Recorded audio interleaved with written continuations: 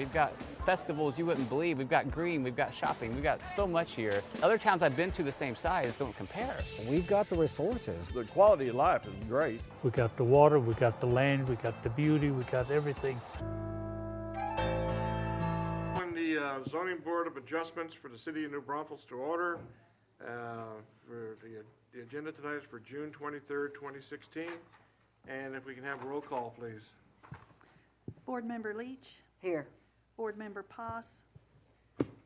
Chair La Rochelle. Here. Board Member Barrett. Here. Board Member Cronin. Here. And Board Member Foster. Here. We have a quorum. All right, thank you. All right, board members, you've all received your packet and additional stuff tonight here. And on the packet that you received already, have you read the minutes, and are there any changes or deletions? Look at Bonnie. What? No. Okay. All right, do we have a motion to approve? So moved. Second. A motion and a second. Any other discussion? All in favor say aye. Aye. All right. Our first case tonight is going to be Z16-012. If we can have staff come up and give us an overall here.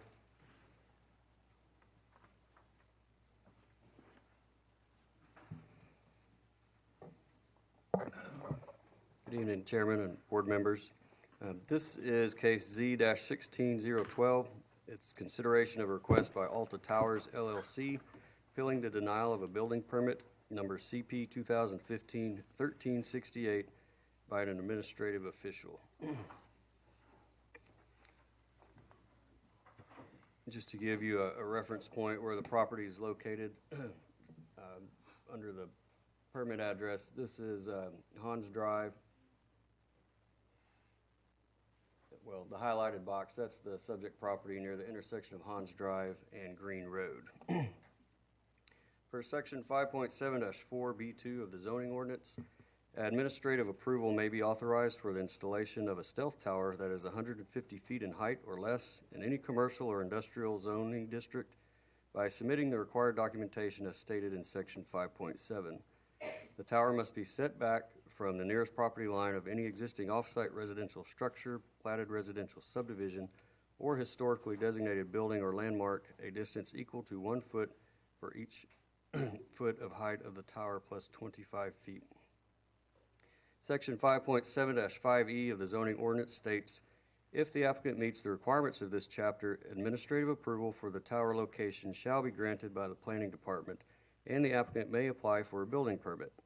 It shall be a condition of approval that all towers must be designated and certified by an engineer to be structurally sound at a minimum in conformance with the building code and any other standards set forth in this chapter. Per section 5.7-6 of the zoning ordinance, if, in the opinion of the planning department, a tower or antenna is not a permitted use, or the planning department declines to approve administratively any application pursuant to sections 5.7-5 of this chapter, the applicant may seek a special use permit.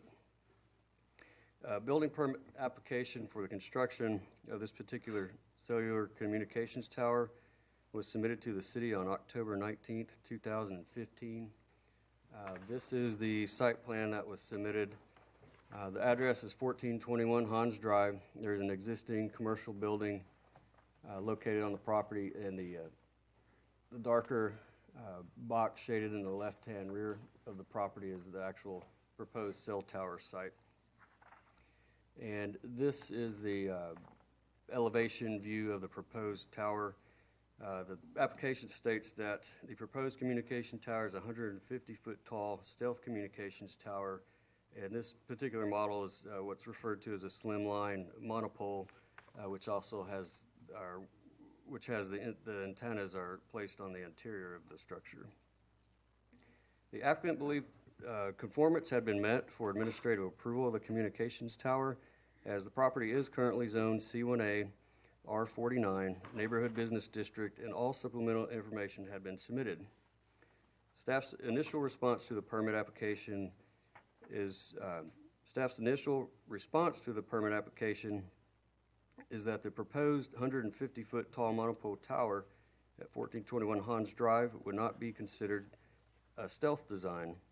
Staff met with the applicant to discuss the proposed tower and continue dialogue with the applicant in regards to the issue of the proposed tower not qualifying as a stealth tower.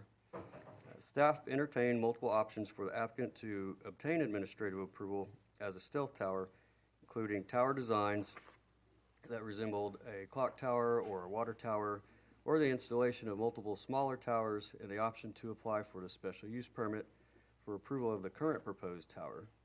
Staff indicated they would be open to consideration of alternate ideas. The applicant provided staff with renderings of the proposed tower from multiple vantage points around the proposed site to see if it would help staff change their opinion. And staff reviewed the renderings, and concluded the proposed tower would not be considered stealth at this proposed location. The applicant revised the renderings to include a United States flag attached to the top of the proposed tower in an effort to disguise the tower as a flagpole. After additional and thoughtful consideration, staff concluded, consistent with the initial review, that the proposed monopole tower, with or without the flag, does not qualify as a stealth wireless communications tower as required by the city zoning ordinance for administrative approval. I'll go through the renderings submitted by the applicant. This is the project site with the existing commercial building on the property. Obviously, this is showing without the proposed tower. This was the first proposal, just the slimline monopole, and then they also provided a rendering showing what it would look like with the flag attached to it. Another viewpoint with the slimline pole, and then with the flag attached. And if by any means I'm going too fast through any slides, just let me know. Here's another vantage point with the tower in the background. Can't see the flag attached, but there's actually a flag on there. And then another vantage point, entrance to Green Lake Village. And over the top of the building, you can see a portion of the tower there. And then with the flag. And then the staff went out to the site and took some photos of the surrounding area. The actual location is, I don't know if that's showing up well on your screen, but it is about right here in this area at the rear left-hand corner of the property. And then this is an opposite angle photograph from about the vicinity of the proposed tower site, looking kind of back towards Green Road to the left of the existing commercial building on the property. And all these photos are in a sequence going counterclockwise. So we're still behind the commercial building, just going around, showing you what's in the immediate area.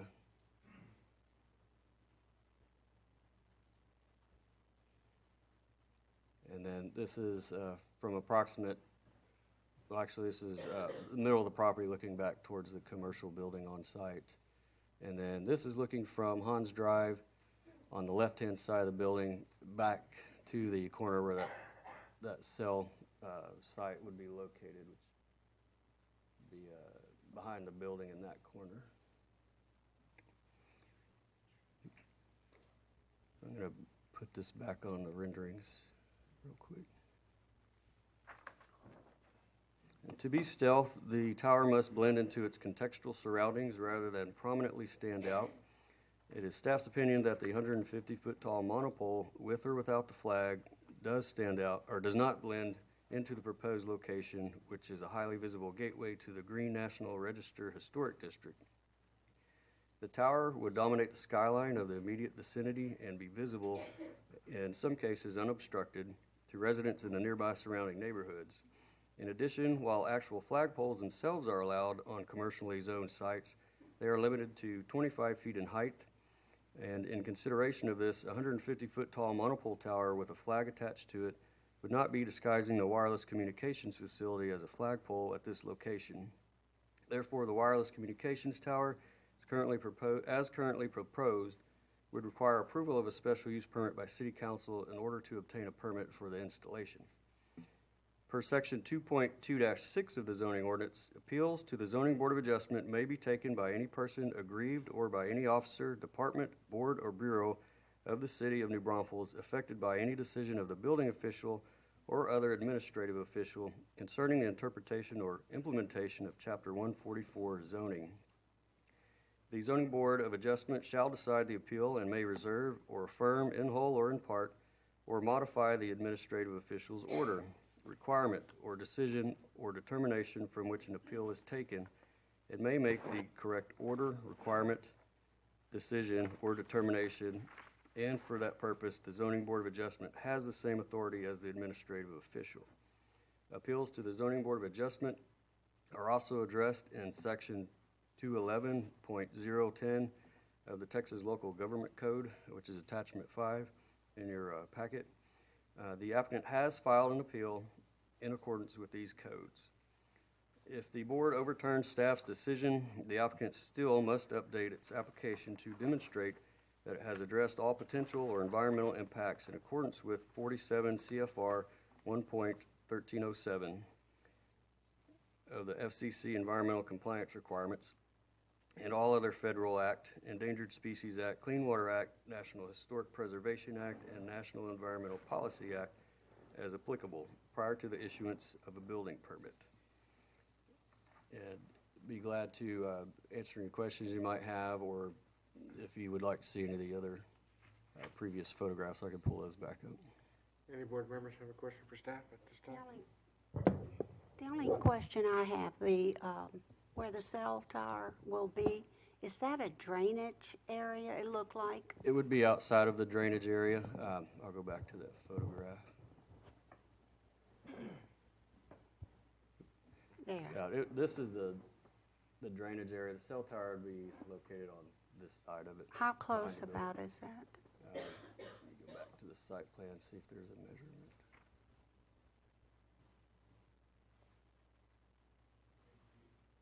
Yeah, looks like 24 feet according to this site plan. It just looked closer. Okay, thank you. All right, thank you, Matt. Appreciate it. All right, will the applicant or agent please come forward and give us your name and address, and welcome.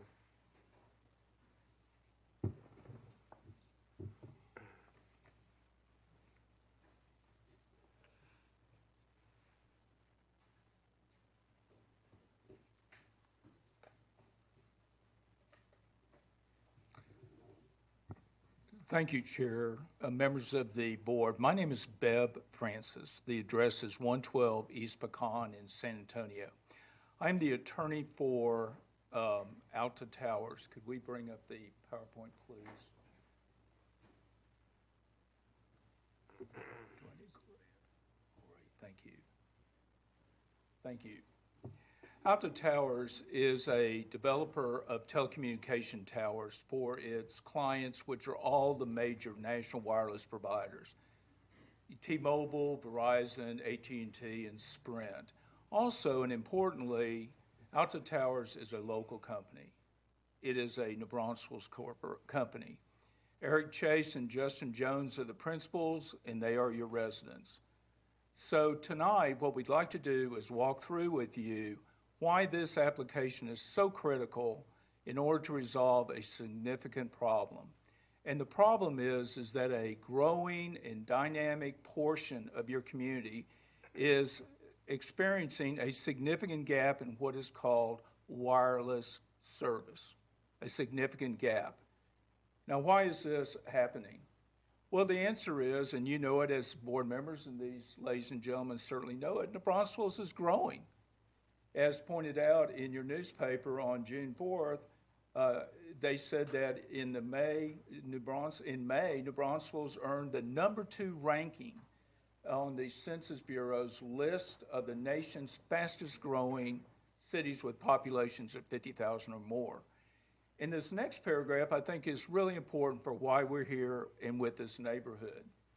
It points out that growth is abundant in New Braunfels, particularly over the last few years, and nowhere is it more clear with the number of permits the city has issued.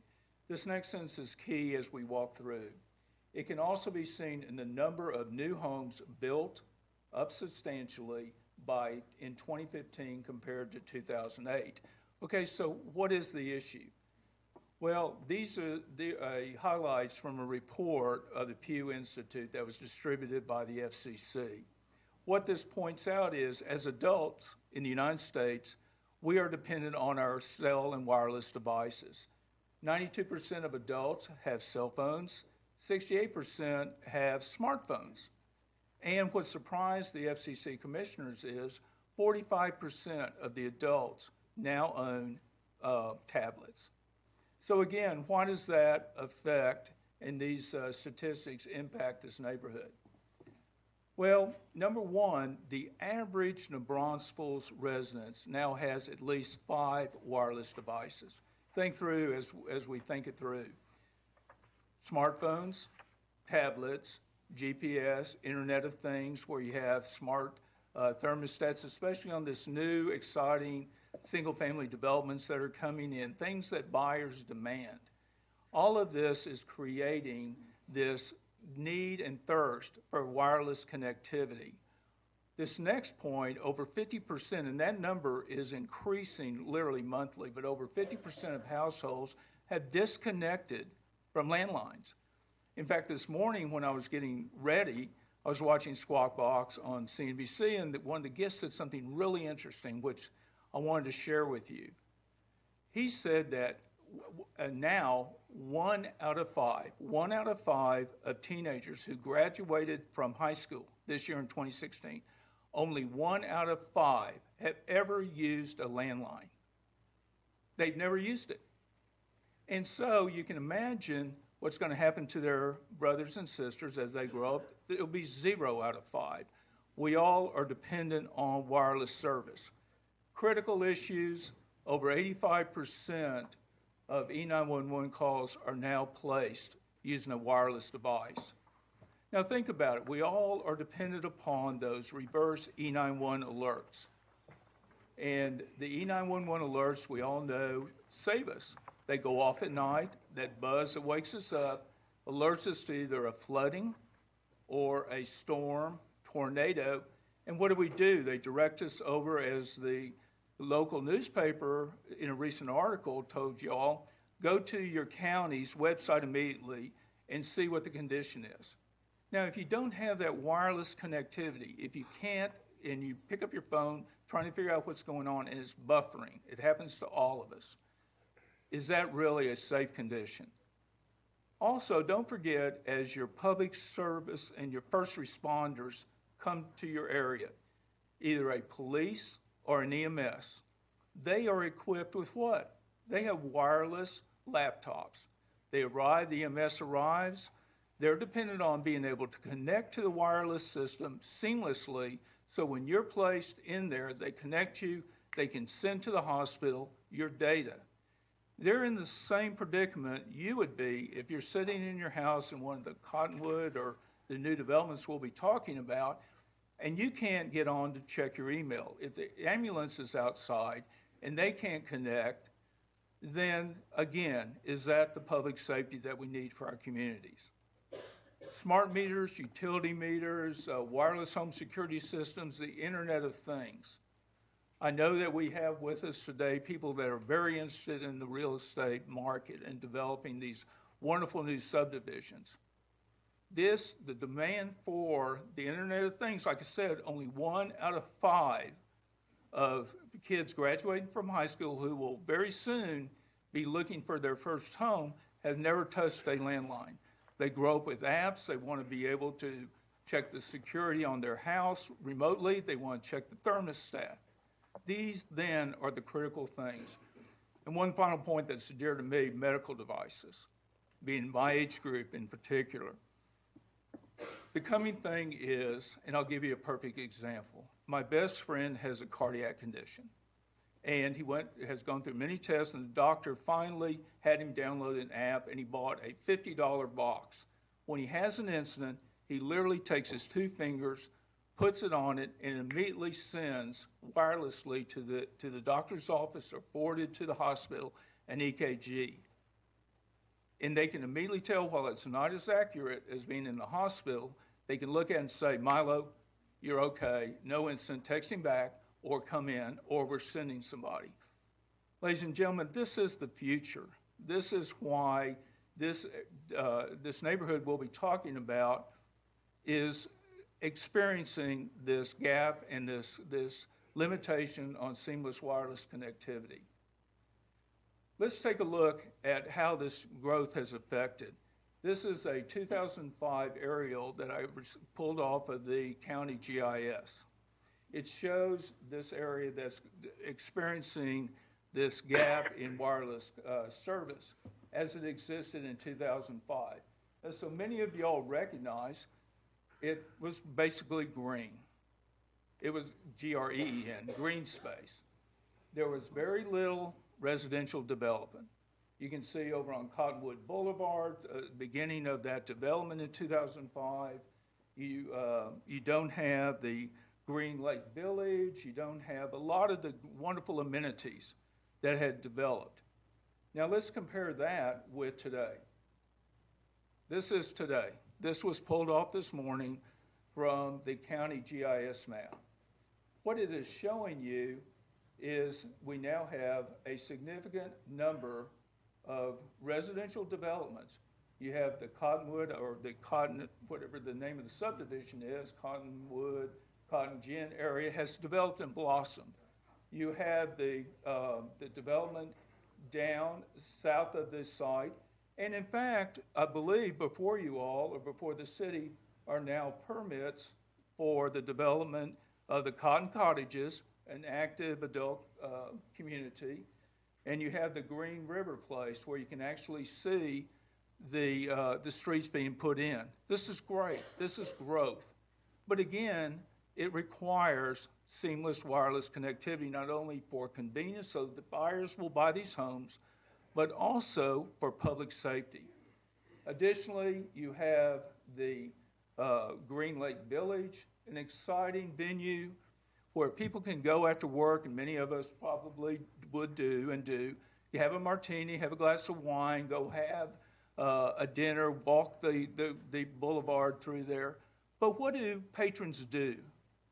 Unfortunately, now when we relax, we grab our cell phone while we're waiting on our guest, and we either check email, download pictures, take pictures, do selfies, whatever. So the patron has to have the experience of the wireless connectivity. Let's see, Matt, how do I? There it is, I'm sorry. Okay, so again, just for reference, 2005 and today. Now, a couple of ideas I want to present to you.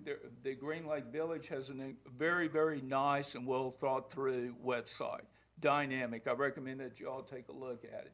What caught our attention is that they are also reaching out to groups, which is fantastic. Texas Tuesday, Creative Kids Camp, live music.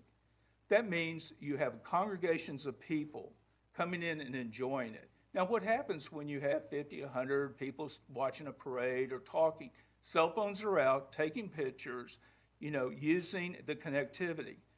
If they're not able to get on because of the lack of capacity, then you're going to have a problem, as will be explained to you by Verizon's radio frequency engineer. The other thing, and we don't like to mention it, but when you get crowds, what's the most important thing? 911 access. Somebody's sick. You need to have help. If you again, because as will be explained and shown on the maps for you, that the connectivity has to be there.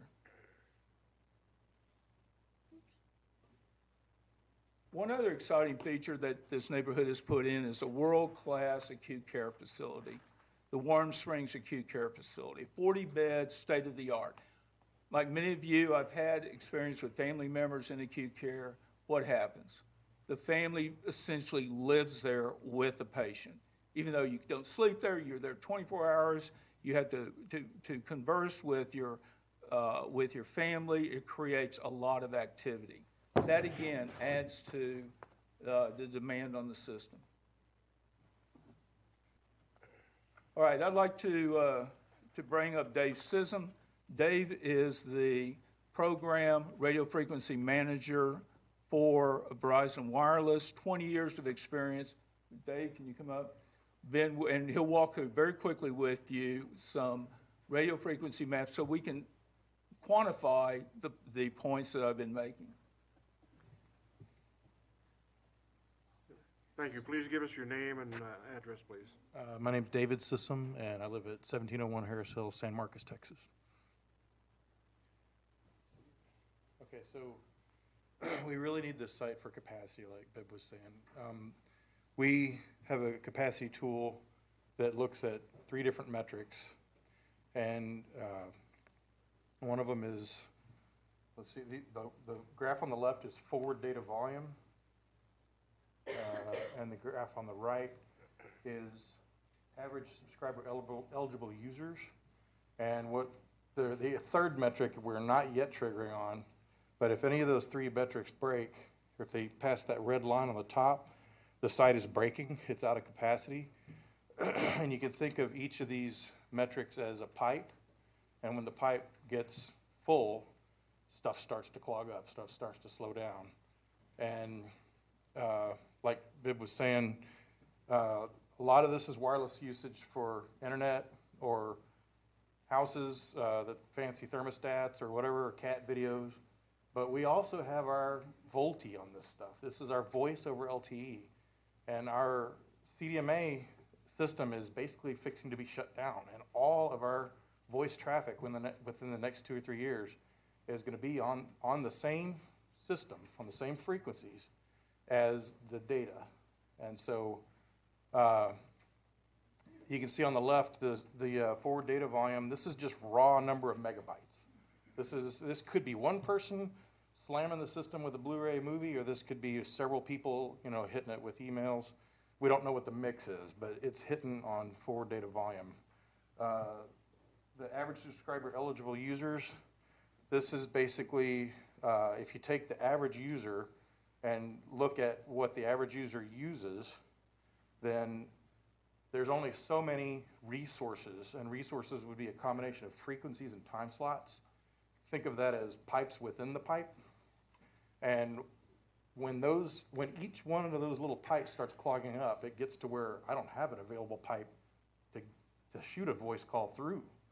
So if somebody's looking at cat videos and there's no pipes available, you're going to drop your call, you're going to fail your call, or it's going to be muted audio, and then you're going to drop within a couple of seconds. So this is our concern: is the growth is crazy, just because in pretty much wherever you look at a satellite image and see a home, that's where a lot of the growth is. That's where the concentration of growth is, and people don't realize. Even just the phone sitting in your pocket, it's cranking away right now. It's syncing to the cloud. You go to Green and go to Green Hall and you take a picture. Excuse me for a second. I'm sorry. If you can just face the board. Oh, sorry. Give your.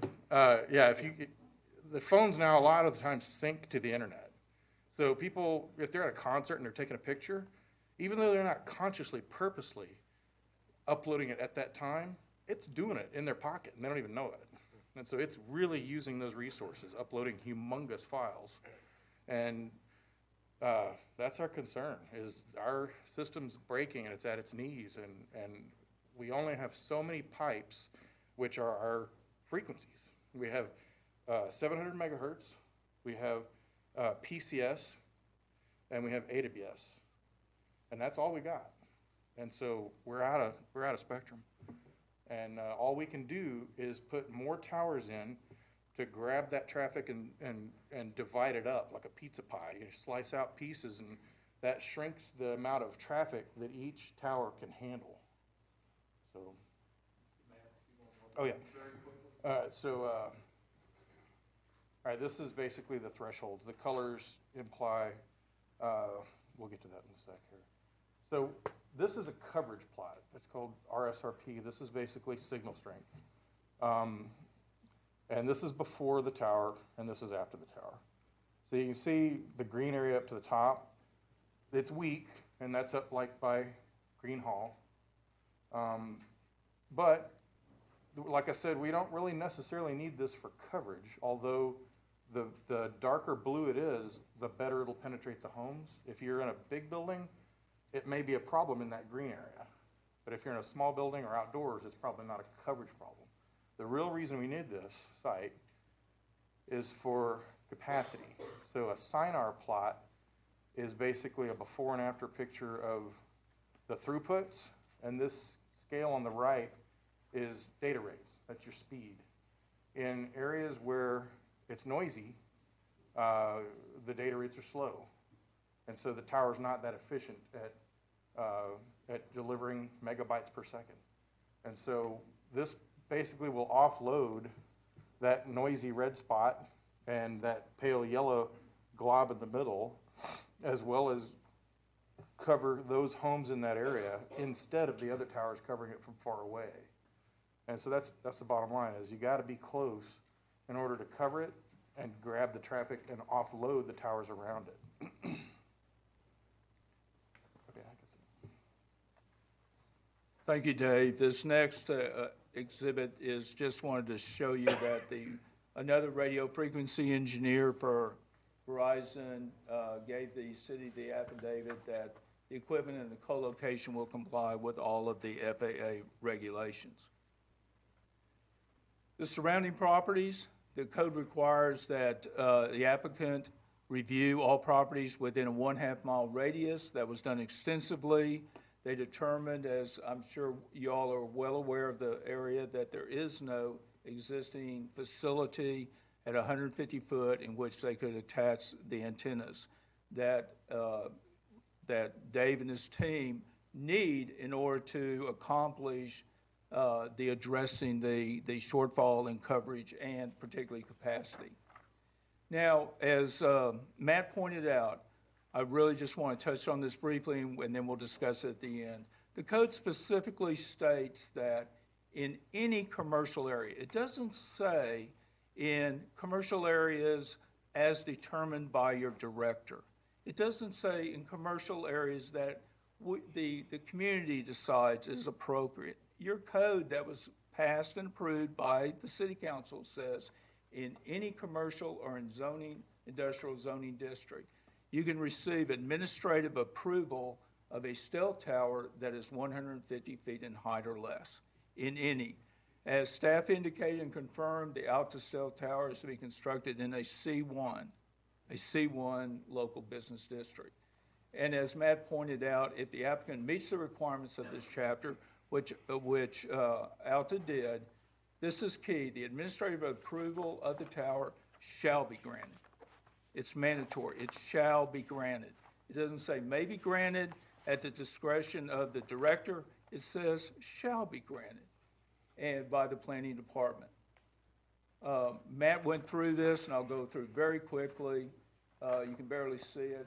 For some reason, it's not showing up, but he showed you the trim line flagless flagpole that's in your packet that was originally submitted.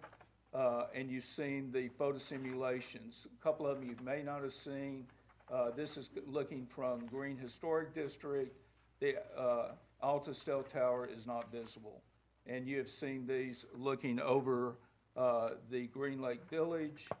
It's not showing, but then when you look at the entranceway, you can see it over the right-hand building in this area. Then at the corner, Matt showed you what the flagless flagpole looks like. Now, as he said, on April 8th, we received notification from your director saying that the stealth tower does not qualify as a stealth wireless communication facility as required by the city ordinance for administrative consideration. In response to that, as Matt indicated, Alta came back and revised drawings and did photo simulations. And what they did is they revised and re-engineered the tower to be a flagpole with a flag at the top and then with the ball at the top so it replicates, as you will see, has previously been approved by the city as a flagpole. This depicts an American flag. It can be a city flag, it can be a community flag, it can be any decision that the community would desire. Again, just using the photo simulations, the same that you saw before. Here's the flag looking over the Green Lake Village. And then, of course, at the corner. In addition, and this is important, in addition, Alta provided Chris Looney the following information. It provided to Chris the information regarding the proposed Alta Stealth Tower. This is an overview showing the location again, the longitude, latitudes, and the photo simulation. The next two slides are really telling. These slides show an existing 150-foot stealth flagpole that has been administratively approved by your department. This one is located on Peace Avenue, and that is an actual photograph of the existing administratively approved flagpole. Same situation, an existing 150-foot stealth flagpole at the Kenwood Manor, and then right in front of, I believe it's some existing family homes. Again, it's exactly the same. It's 150 foot, and this is a photograph of the administratively approved stealth flagpole that was approved by staff. It was picked up by your local newspaper in 2005. They wrote an article about it, and they talked about, wow, we changed the code, and actually quoted Mr. Green by saying, the flagpole at the Kirkwood Manor was everything we had discussed and had everything we were looking for. Basically, the only complaint I had was that the flag lines were clanking in a windstorm, and they tightened those up. The article concluded by saying that the city code was revised to encourage stealth designs for them, cell phone towers, such as hiding them in church steeples or making them appear as flagpoles. On April 19th, as Matt indicated, we received your director's second denial, again stating that it does not qualify as stealth. Throughout the state of Texas, many cities have adopted codes, but they define what stealth towers are, and they include flagpoles. This is an example of 6 cities that have in their codes definition of stealth towers to specifically include flagpoles. Ladies and gentlemen, once again, I'd like to, as your role as board members, month after month, you all look at code provisions. That's what you do. You know, words matter. Cities, when they draft ordinances, they scrub them, they understand, the council votes on them, you have public hearings, words matter. Again, your code specifically states that a stealth tower that is 150 foot in height, which the Alta stealth tower is allowed in any commercial or industrial zoning district by administrative approval. Again, words matter. It says that if the applicant meets the requirements of this chapter, administrative approval shall be granted. It wasn't something that was just administratively overlooked as it was admitted. It's a mandatory shall be granted. So any commercial district, not limited to what the director decides is appropriate or not, and it's a shall be granted. Yesterday,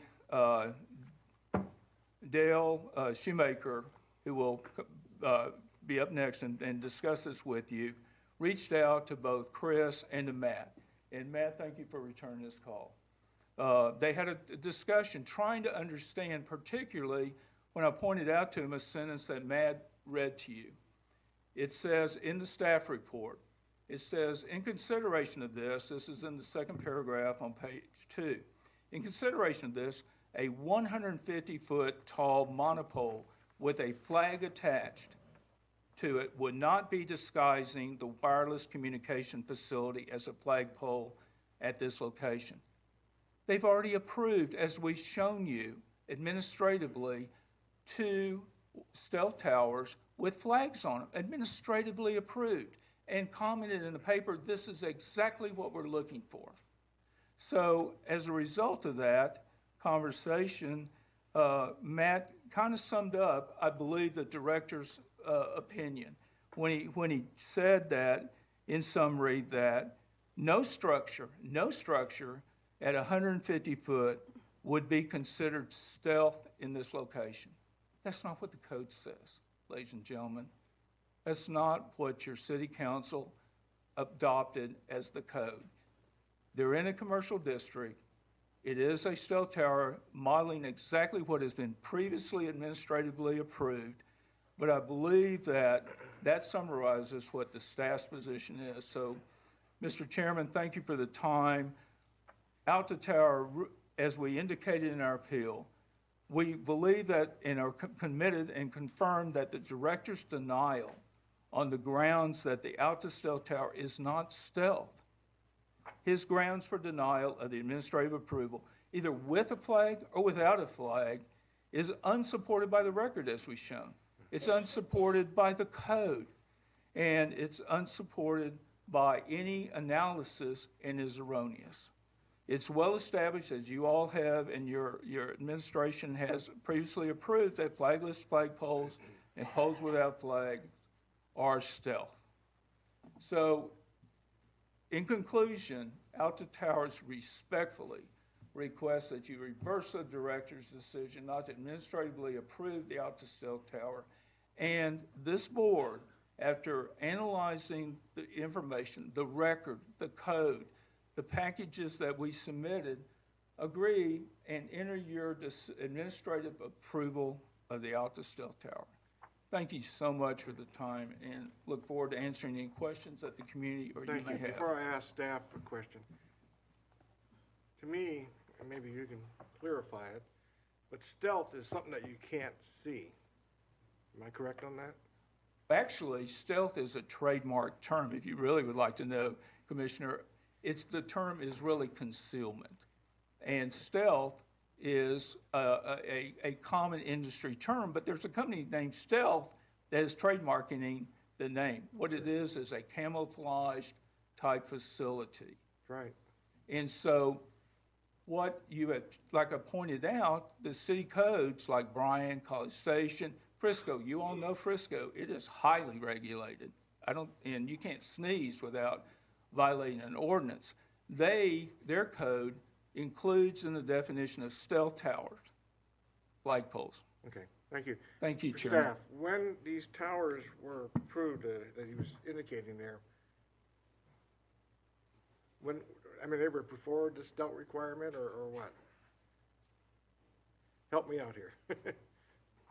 The other two locations that were mentioned, the first one being the Kirkwood Manor, that was the first application we had for a stealth tower under the newly revised ordinance. I believe it was passed in 2002, which had that provision to allow stealth towers.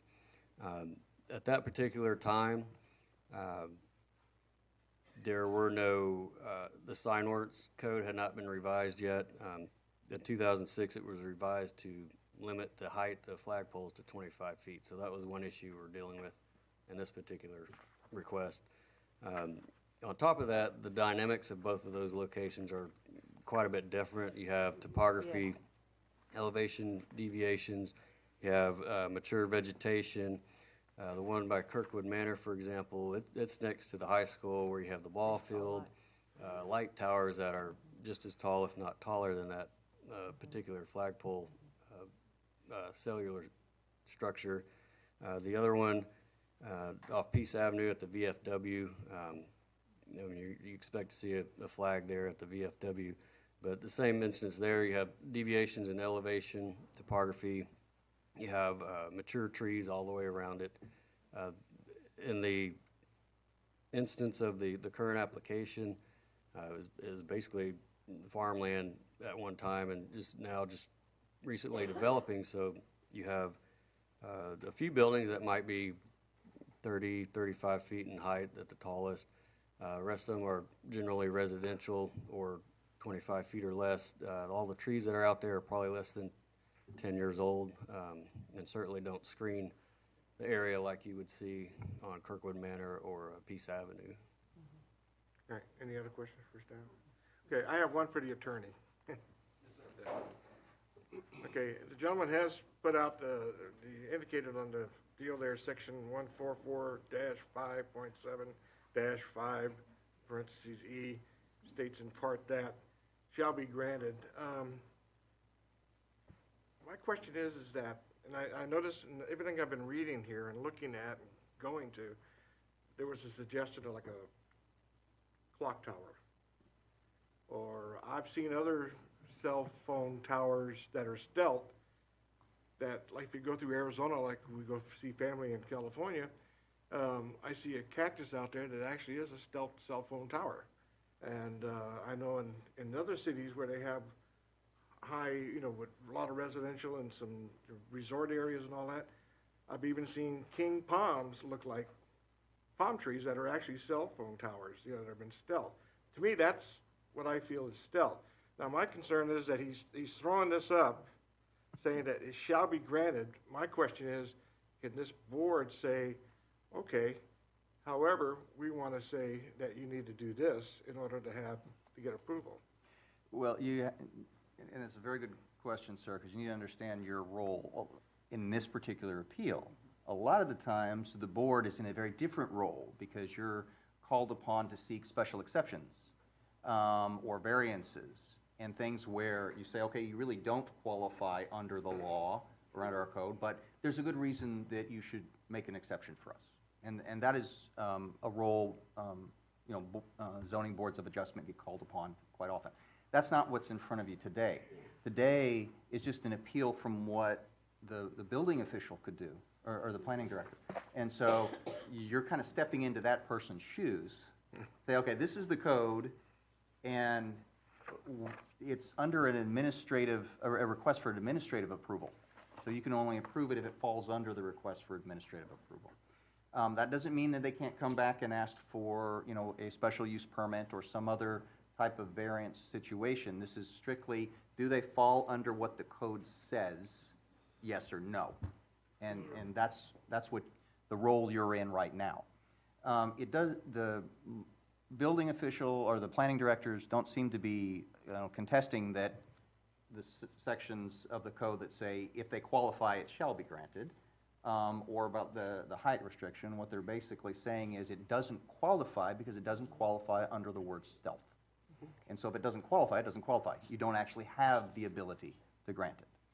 The thing about the word stealth is the city council did not define it in your particular ordinances, which is its prerogative if that's what it wants to do. It could choose to define it or it could choose not to, and it chose not to. And so it's up to, normally if a word is not defined, it's given its plain and ordinary meaning, legally speaking, is, what is the meaning of stealth? And you can look to kind of things that the industry uses, and you can use, your own understanding of the word. The way the building and planning director defined it was essentially, went to the dictionary and looked up the word, and it says it blends into its surroundings. Well, surroundings changed based on different locations. So you can have a heavy wooded area where a cell tower is made to look like a tree, but you stick that in the middle of downtown or in a grazing paddy, it's no longer stealth, even though it's the exact same structure. So it's up to the board to interpret the word stealth, giving its plain and ordinary meaning. Okay, and that is for you to decide. So if you believe, sticking it in the middle at its current location, remember it's blending into the surroundings, if that's the definition you want to give it. If that doesn't qualify as stealth, then it doesn't qualify for a shall be granted entitlement. If you believe that it does, and that's the way you want the code to be interpreted, then that is your prerogative to go ahead and say, yeah, it is. Just understand that whenever you're doing that, that's kind of a precedent that you're setting for those types of things. It's kind of a long-winded answer. Did that answer your question, sir? Yeah, it does. All right. The other city attorney here? May it please the board, Frank Onion, First Assistant City Attorney. We have, the city has engaged the services of TRC, which is a communications, and it's an engineering consulting firm. It's a nationwide engineering consulting firm. And we have Mr. Dan Banks and Dr. Jody Jacobson here to present additional material for you to consider, determine whether or not this is safe. And I know normally We open it now to hear the citizens who've been waiting very patiently, but if we could just have them present their material to you at this time, I believe it'd be Without beneficial. objection from the board members, I think we can. Okay. I thought you were through, Bev. I thought that was a summation. Okay. he can finish. We're just getting everything lined up here. Sorry. No problem. In fact, let me lay the predicate for what Dale was going to say. Questions come up often, and you hear it, and that, wait a minute, I'm concerned about electromagnetic frequencies from a health situation. And I'd like to point out 3 reports. The American Cancer Society stated, most scientists agree that cell phone antennas or towers are unlikely to cause cancer. Number 2, the World Health Organization said there's no convincing scientific evidence that weak radio frequency signals from base stations and wireless networks cause adverse health effects. And number 4, the USDA said there's no increase in health risks due to radio frequency. And as Mr. Onion, I'm sure, has advised you, or counsel to the board has advised you, the Telecommunications Act specifically says no state or local government or instrumentality thereof may regulate the placement, construction, or modification of personal wireless service facilities on the basis of environmental effects of radio frequency emissions to the extent such facilities comply with the Commission's, and that's the FCC's, regulations concerning such emissions. So I wanted to make sure that 2 things, there are substantial national groups that have taken the positions that we have given to you, and I'll provide you the handout. I don't know if it's part of the PowerPoint handout that was given to you. And then also, I'm sure Frank has advised you that that cannot be part of your consideration, whether or not there are, on the basis of an environmental perceived effects of radio frequency emissions. I'd like to turn it over to Dale Shoemaker, if I may, Thank you. please. Please give us your name and address, please. Dale Shoemaker, 1820 Watson Lane East. I represent Intertech Resources, which is the engineer and contractor for this project, and worked on the design for it. I have been a PE for 18 years. I have 20 years in the business. As far as this project goes, and ones before it, I've worked on thousands of these sites. This site, I believe, is in accordance with the requirements as people have stated here for setbacks and everything and zoning, and we've worked real hard to find a location for it. We also believe, that a 150-foot, as you've said, is okay in this zoning and in these setbacks. And so, yeah, it says that it has to be stealth, as we've been talking about here, which I think is a lot of the issue that you're concerned about. Within the industry, flagpole is probably the #1 stealth thing that's used. I've been doing this a long time, and when people refer to stealth and other communities have approved stealth, probably the most common, you mentioned cactuses and other things like that. Well, yeah, certainly those are out there, but the most common is a flagpole type use to hide the antennas. The other thing is, we're from here. Alta's from here, Intertech's from here. We live around New Braunfels. And we don't want to overly impact the area either. The reason why we chose a flagpole is because it's got the least vertical profile. It's got the skinniest vertical profile, the least impact to the view shed. So that's why we chose that particular stealth design, is because we don't want to have a bell tower that's 15 foot wide that's going to have more impact out there. If you guys come back and say that's what you want, we can talk about it, and that's why I called Matt earlier on to try to figure out what they were interested in. And his response was basically, nothing that's 150 foot tall is going to be stealth in that area. I respectfully interpret the code that we have the right to put something that's 150 foot in that area, and we want to do something that has minimal impact to the view shed and respects the community. Thank you very much. A question, Yes, sir. and if any other board members have it. cell phone tower, a Yes, sir. flagpole. Yes, sir. Are there any other plans from you all that you're gonna put up some more flagpoles here? We do not have any other plans. In fact, I didn't touch on that point. Thank you very much, Council, or board member. We feel that by putting this kind of at the edge of the green district, that way, and it's going to be co-locatable, so other people can go inside. So other, AT&T, Verizon, T-Mobile, Verizon is the anchor tenant that's prepared to go in right now. It'll avoid other impact to this area and help to minimize that. Any other questions? I had a question. When I was looking at where it would be from Green Road, I could see other cell towers in the background. Yes, ma'am. And according to the city map, you're not that far from the city boundary. Have you considered being right outside the ETJ? We looked at a number of different areas and, to try to meet the coverage demands that are in that area.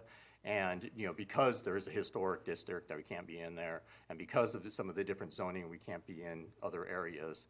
From a coverage perspective, it'd be great to be right in the middle of, downtown Green.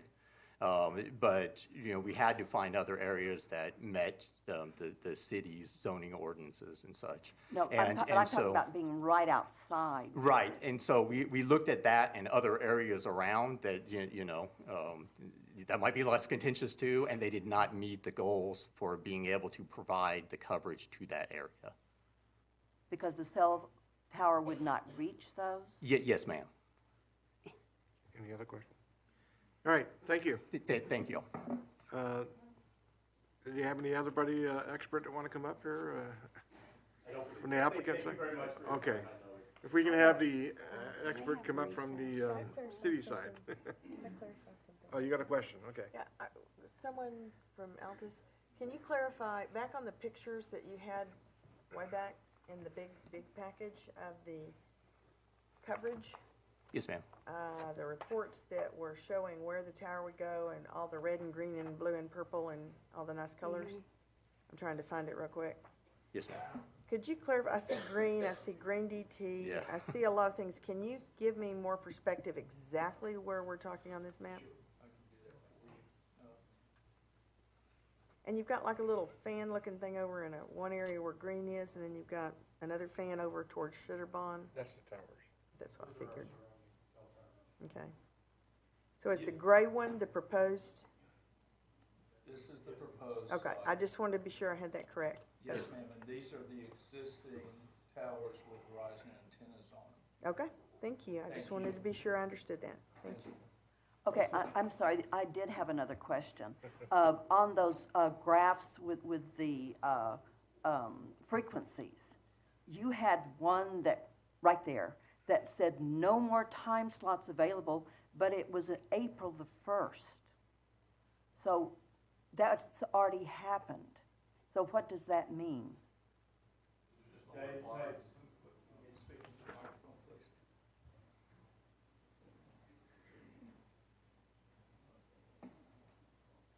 Yeah, this is from the affidavit that Ryan Martin gave a while back. Looks like the most recent data, point is, looks like about February. Right, that's what I say. Okay, so, and the orange line is the trend. That's an Excel spreadsheet calculated trend. And I mean, bottom line is, you can tell the green peaks are already breaking. The yellow is the high average, and it already broke on average subscriber eligible users. I guess my question is, we're almost 3 months past no more time slots available. So did something monumental happen April the 1st that I didn't know about? Well, that's just the last data. Actually, board member, these were presented, and when we met with Matt and with Frank, these were presented anticipating we could move forward expeditiously and get the administrative approval. So that's why these are geared towards, and that's what's part of the record, with it breaking at the April time slot. That just makes me question the validity of it, that's all. Are you saying that it's sloping downward? I'm saying that something should have happened April the 1st, according to your graph. and according to no more time slots available. April 1st. Your phone should have crashed. April 1st isn't even on the map. Yeah, he Oh, said that's there the would be no projection. more time. Exactly. Where the, I see what you're saying Exactly. about, that's the orange line crossing the red line. Exactly. Yeah, this is a forecasting tool. Right. This is our capacity but planning it wasn't tool. true. It wasn't true? I guess not. Well, it's a projection. That data wasn't on the graph at the time. The last data point on here was like in February. Yeah, but we're past the projection by about 3 months. I know, ma'am. So I'm These are questioning older the plots. projection, that's all. I'm sorry, these are older plots. Okay. Yeah. I can tell you that our data usage goes up all the time, constantly. Yeah. And there's seasonalities, there's less traffic on the weekends, there's more during the weekdays. More in And summer. a long term, it only goes up. Okay. Thank you. Any other questions? I have a question. I just want clarification about the 150-foot rule. And you said that there are 2 others that were already approved. And I don't really understand why those were approved and why we have a question now on this one. I know you kind of already addressed it, but. That would be staff. Population was different.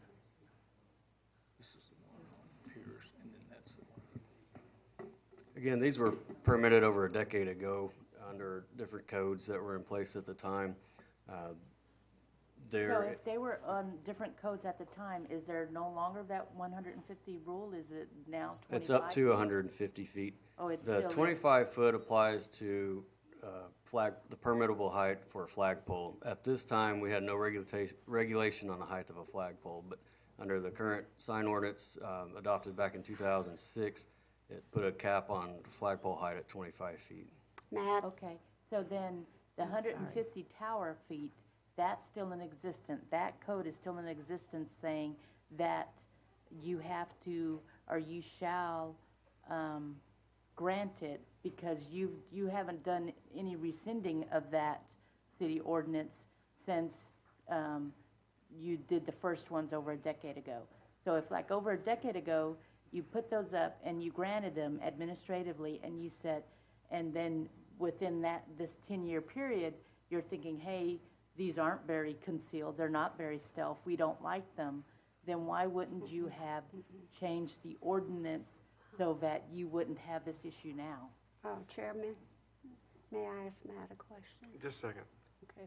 The issue, I mean, you're dealing with 3 different locations. And But they're all within the city of New Braunfels, right? So Correct. they all fall under the same code? correct. Okay. But again, the dynamics of each location varies, and in the case Well, there is of, no tree coverage there's no trees that are 150 feet tall. there's So when you're trees talking at the, about mature trees, those trees aren't gonna cover it anyway. They might hide the base of it or up to a certain level, but you're still gonna have a big portion of it sticking out that's not concealed.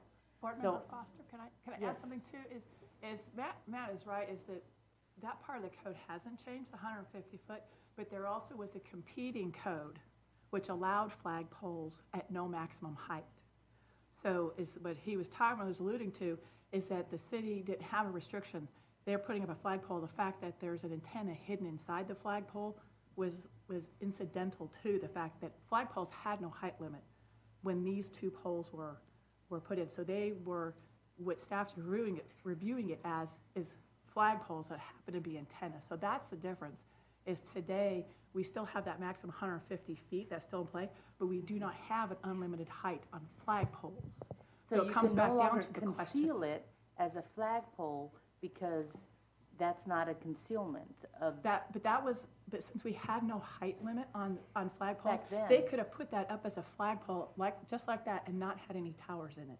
Right. So when you look at it, when staff's looking at the code, they were allowed to put up a 150-foot tall flagpole.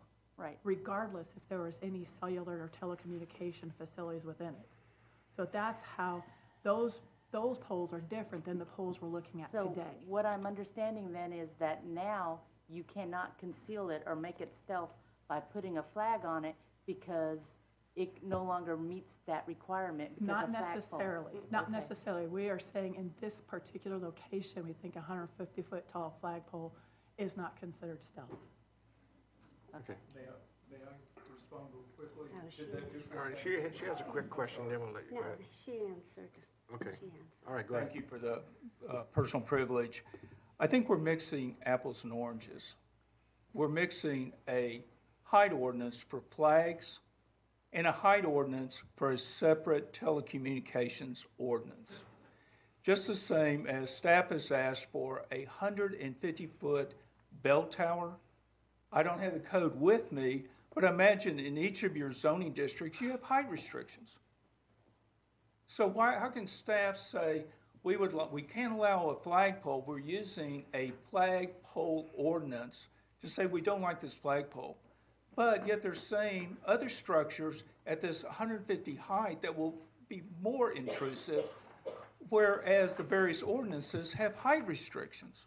So I believe we're mixing apples and oranges. We're trying to apply a flagpole that totally different than a telecommunications stealth facility to try to limit and excuse out the approval of a flagpole that had previously been approved. So I just am really concerned when I hear flagpoles can only be 25. We looked at that in the statement going, wait a minute, well, what about bell tower heights? Are you going to allow a 150-foot clock tower? So that's I want to make sure we're dealing with That's the an right argument that ordinances. can come up at a later date, too. I mean, each thing is a separate thing here. Thank you. If we can have the other gentleman come forward, please. Give us your name and address and welcome.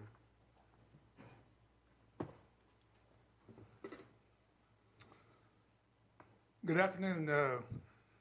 My name is Dan Banks. I live at 107 Shaley Road in Bernie, Texas. I am the national practice lead for TRC Engineers. We are an independent consulting engineering firm. We've been retained by Mr. Onion to assist in this effort. We do not represent any carriers. We don't work for Verizon or AT&T, or we don't work for any of the cell towers as well. But we're very familiar with the industry, and with me tonight I have Dr. Jacobson, who's here, and she'll be up in a moment. She's one of our archaeology scientists, and she can talk about permitting and some of the issues that are involved. Okay, so with that, I'd like to just begin. I think the issues that are being discussed tonight are somewhat narrow. And I think that in the industry, you need to understand how wide the industry really is.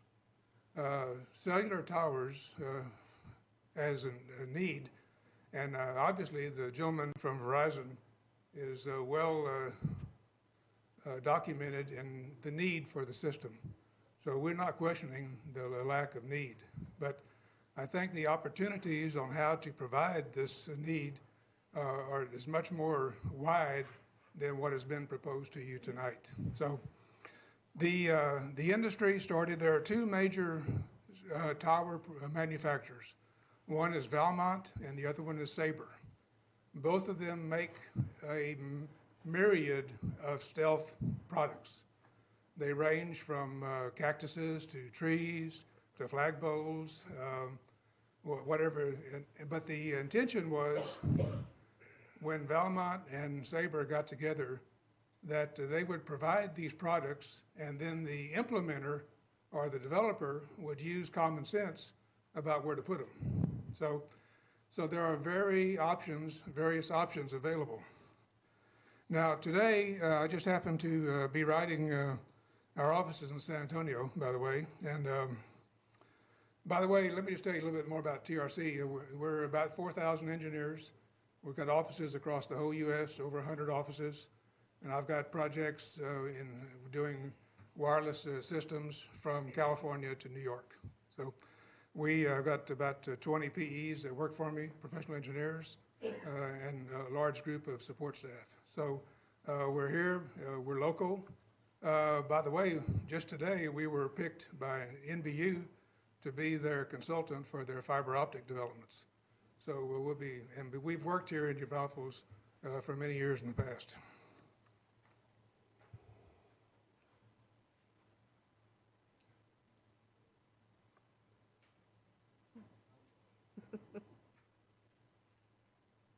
This is what you're going to get. This is San Antonio on Hevener Road. This tower was just built. It's a 150-foot flagpole. And you can see I'm standing about a quarter of a mile away from it, and it's a very domineering factor in the horizon. So I think looking at that, you can see that I guess one of the things I would like to maybe take exception with is that some of the simulations that were presented, I don't think are maybe accurate.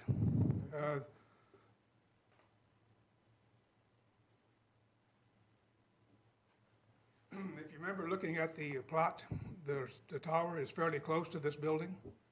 This building is about maybe 40 foot tall. 30. So if you take a perspective of 40 feet, and that tower then is probably another 110 feet above that, I don't know that that's properly reflecting what the impact will be on the tower. So I would think that perhaps the proposer might want to consider reissuing those simulations.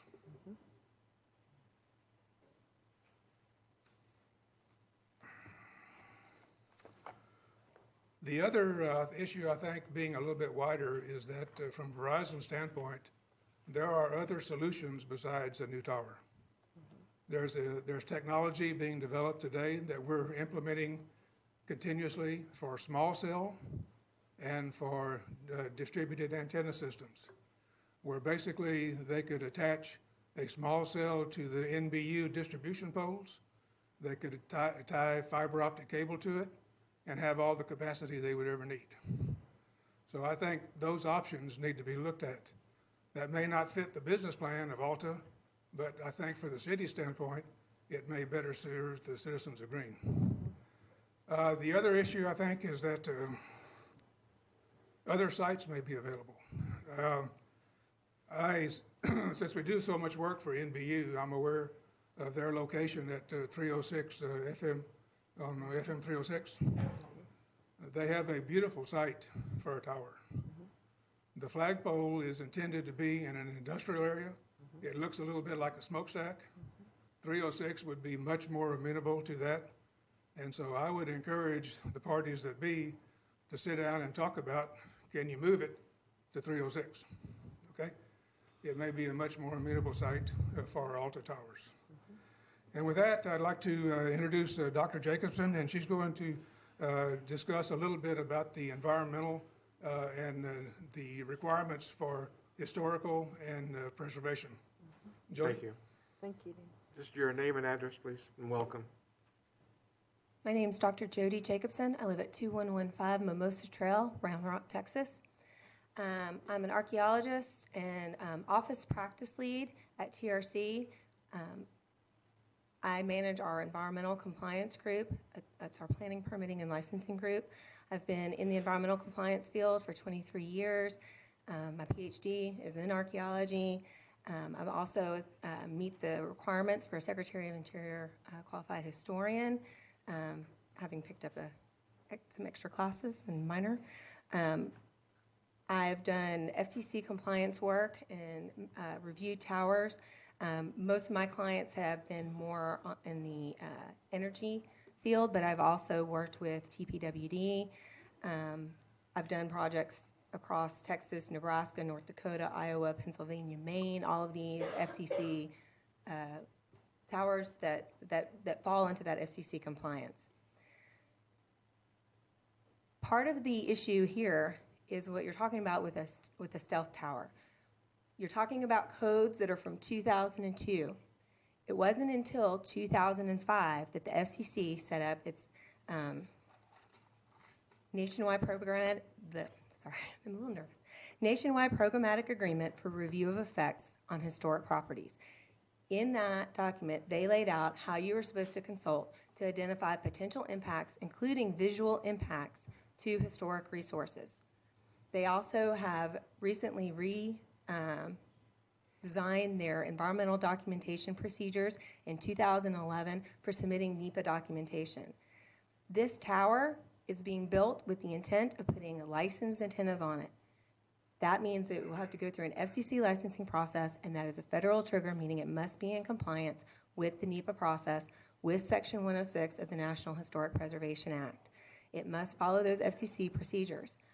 Within those FCC procedures, it identifies how to determine whether there are viewshed impacts to historic resources. For towers under 200 feet, that average radius is a half-mile radius. You're supposed to look to see if there are potential historic resources within that radius. Within that radius, I just pulled up a topographic map from 1927. I saw about 12 different historic structures that seem to have corresponding current locations within that half mile on the aerial imagery that's out there today. Those resources have not been investigated to determine if there are going to be visual impacts to them or not. In addition, even though the Green Historic District falls outside that half-mile radius, we are working on a project with the Texas Park and Wildlife at Fort Davis in Davis Mountains, where a tower that was only 60 feet tall, but that was over a mile from that fort during the NEPA review process and the Section 106 review process. There were comments from the County Historical Commission about concern of the visual impacts of that tower because there was an existing tower there that was visible from the drill field. And during that process, because of those comments, this document now has to go through an EA and be filed with the FCC and go out for public comment with this full environmental documentation. It will be up to the State Historic Preservation Office and FCC to determine whether the tower that's planned will have a visual impact, whether it will be stealth or whether it will not have an impact on those historic resources.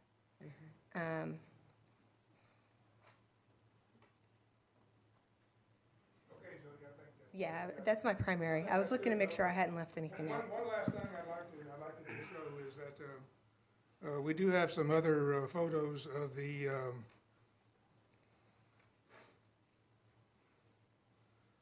two current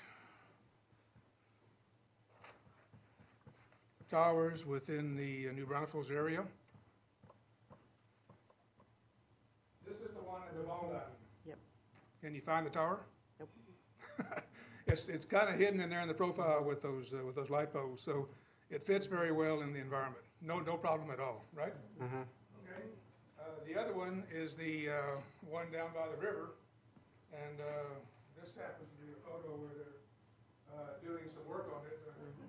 They're doing some work on it, but you can see the trees are fairly blocking most of the views. And then one of the other views they have is the tower is almost hidden completely. So it's all in a matter of picking the site, picking the proper stealth technology.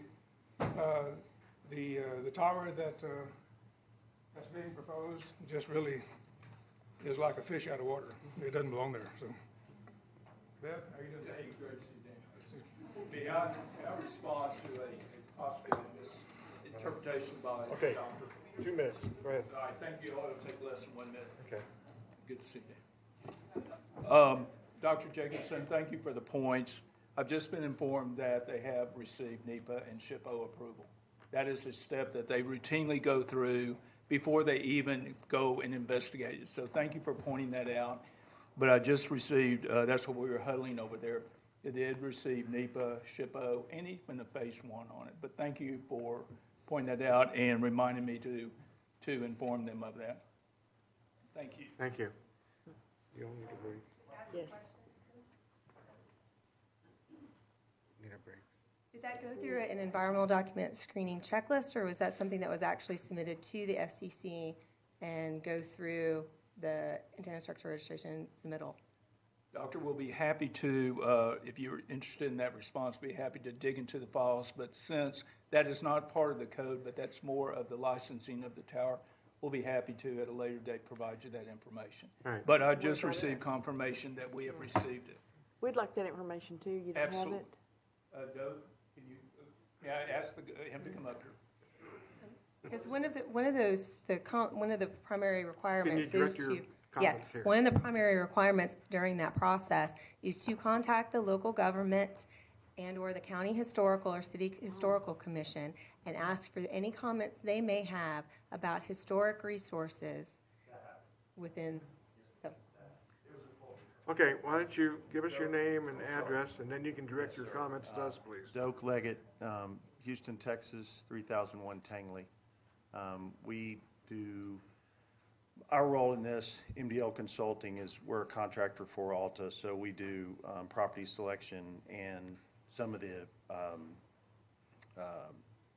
ancillary approvals like environmental and FCC compliance.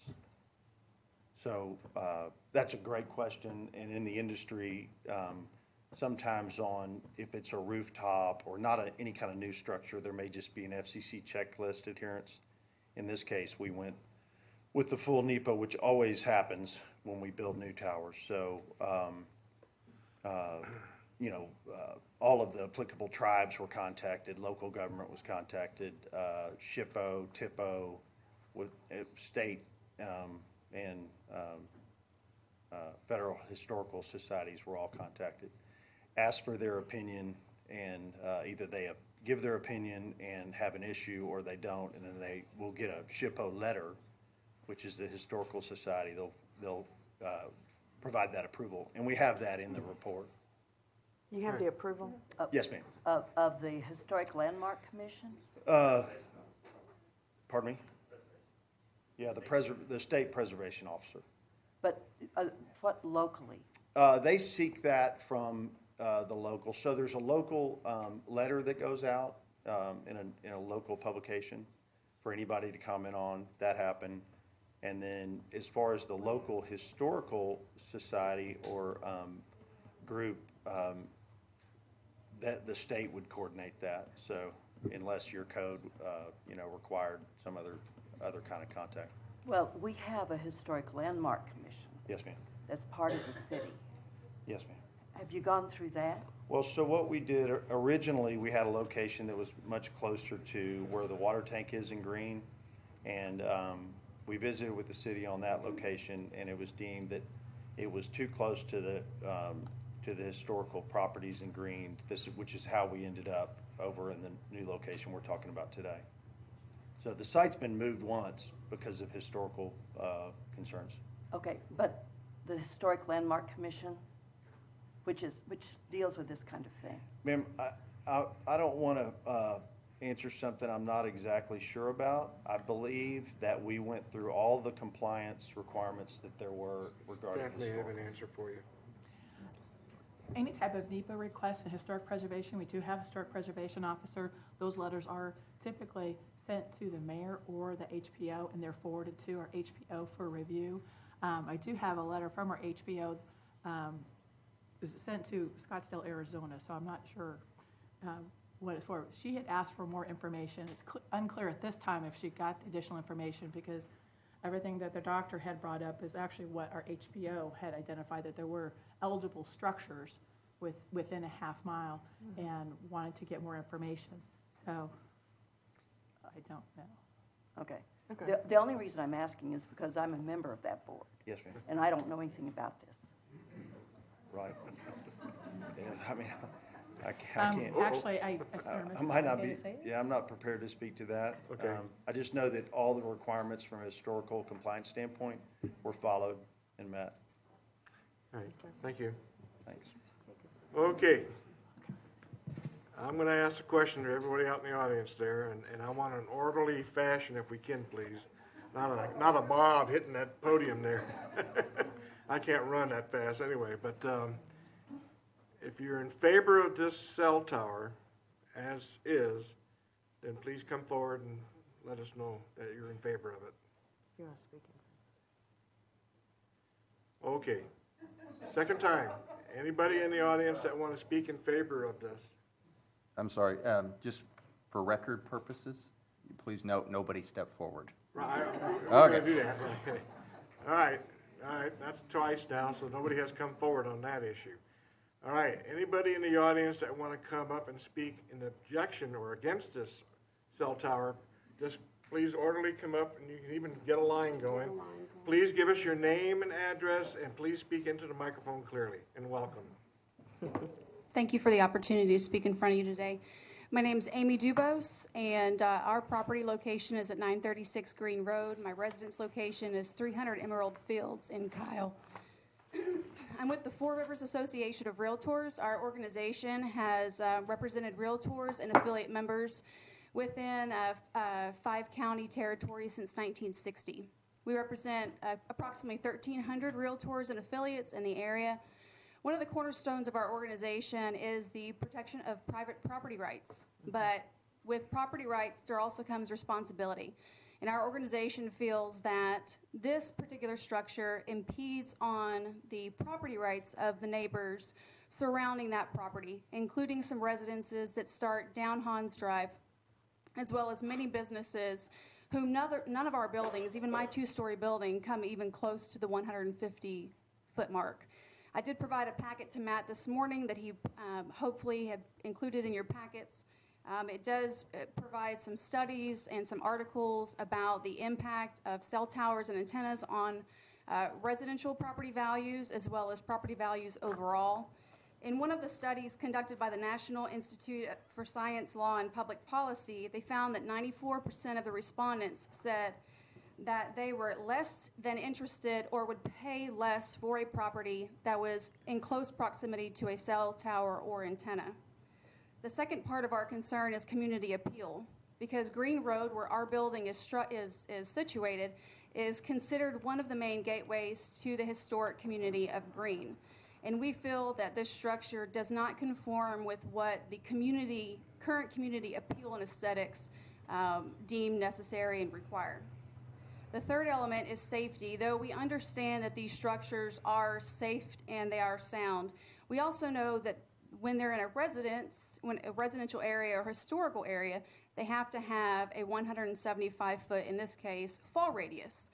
All of our businesses within that area are well within that. Our building on Green Road is within 50 feet of where this cell tower would be. Additionally, though we understand that there are grounding elements that are put into place with cell phone towers, we know that cell phone towers of this height and magnitude could possibly attract lightning, and that there could possibly be issues of spin-off from the lightning and could possibly affect our structures, electrical elements, etc. So though we appreciate that there are private property rights in place, we feel that this is not an appropriate use of those rights within our specific part of the community. Thank you for your time. Thank you.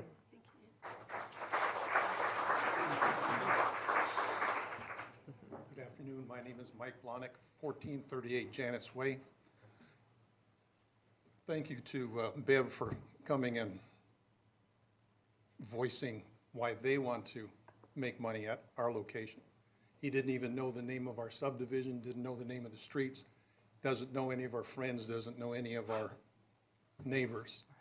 They're just looking for the big dollars that they can rent out space to. Applaud them for that, but not in our neighborhood. You've heard it before. We're within that half mile. We look at that. We had some wonderful pictures up there earlier of that black and blue atrocity of a building, despicable building. Now they want to stick another finger in our eye and put up a 150-foot cell tower with that. Absolutely unacceptable to do that. Thank you. Thank you. If we can just do without the applause, I mean, it just takes a lot of time, so thank you. My name is Larry Dahl. My wife and I, live at 1444 Hans Drive, which is across the street and about 3 houses up from the proposed site of the 150-foot tower. This A picture in your packet would basically be the view from of the tower from our front porch. So that's what we'll look out at if that tower were built.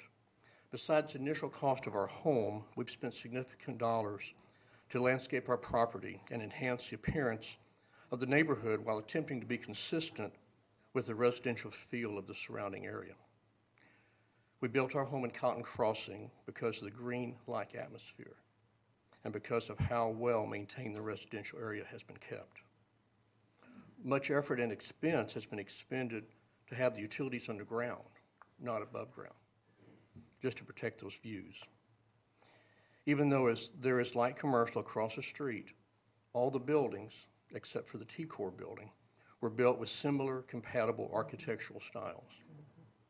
My wife's and my concern is that this obtrusive and out of character communications tower, with or without a flag, directly across the street from our home, will have a negative impact on our home's property value and its desirability when we want or need to sell our home, just what was mentioned earlier. As I understand this proceeding against or regarding Alta Towers, it's an administrative in nature, having to do with the application of the regulation and the ruling by the director and at the staff's recommendation. As a layperson, it does not appear to me that a 150-foot tower, with or without a flag, will ever blend into the surroundings. It's always going to stand out like a sore thumb and be a huge blemish to our neighborhood. It cannot be disguised or covered up, hidden, or corrected after it's built. It will dominate the skyline and be totally incompatible with its surrounding, especially as Hans Drive and Green Road are entrances to the Green Historical District. This is an example of where the integrity and complexion of the residential neighborhood needs to be protected and preserved by the zoning board. I respectfully request and strongly encourage the board to consider all the staff's work and research and support the staff's and the director's recommendation. And by the way, we have really good self-service at our house, just across the street. Thank you very much. Thank you.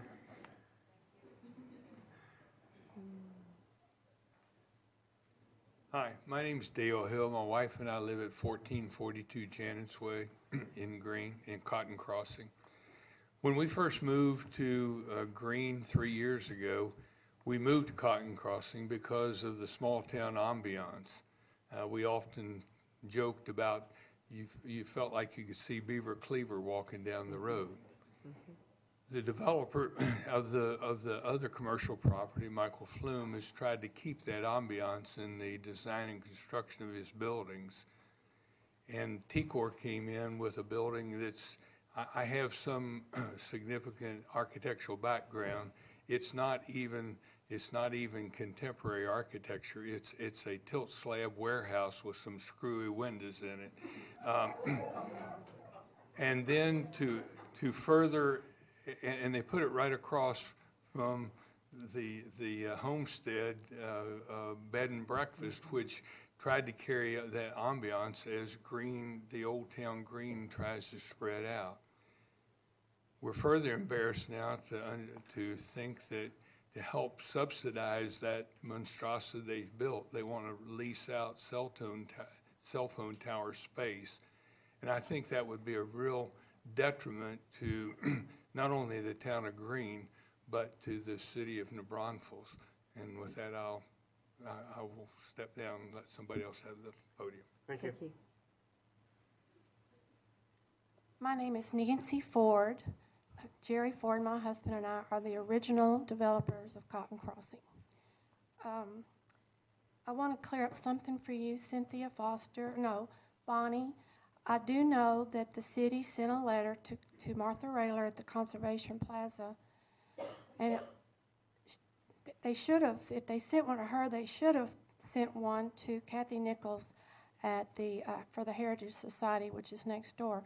But Kathy says she doesn't recall ever getting hers, but Martha got hers and replied. And Martha is the one that contacted Michael Flume to let him know that this was coming up. That's the first notice he ever got. To my knowledge, there's never been a real notice go out when someone's asking for a zoning change. I could be wrong about that. To me, it's just like an SUP, another word for a SUP, which usually is one person. It's the benefit for one person or a small amount of people or a business. and the people that object to it are the neighbors. Usually that's what happened, and that's what's happening here. I just met the owner of the building, Mr. Brook, and I'm glad he's here.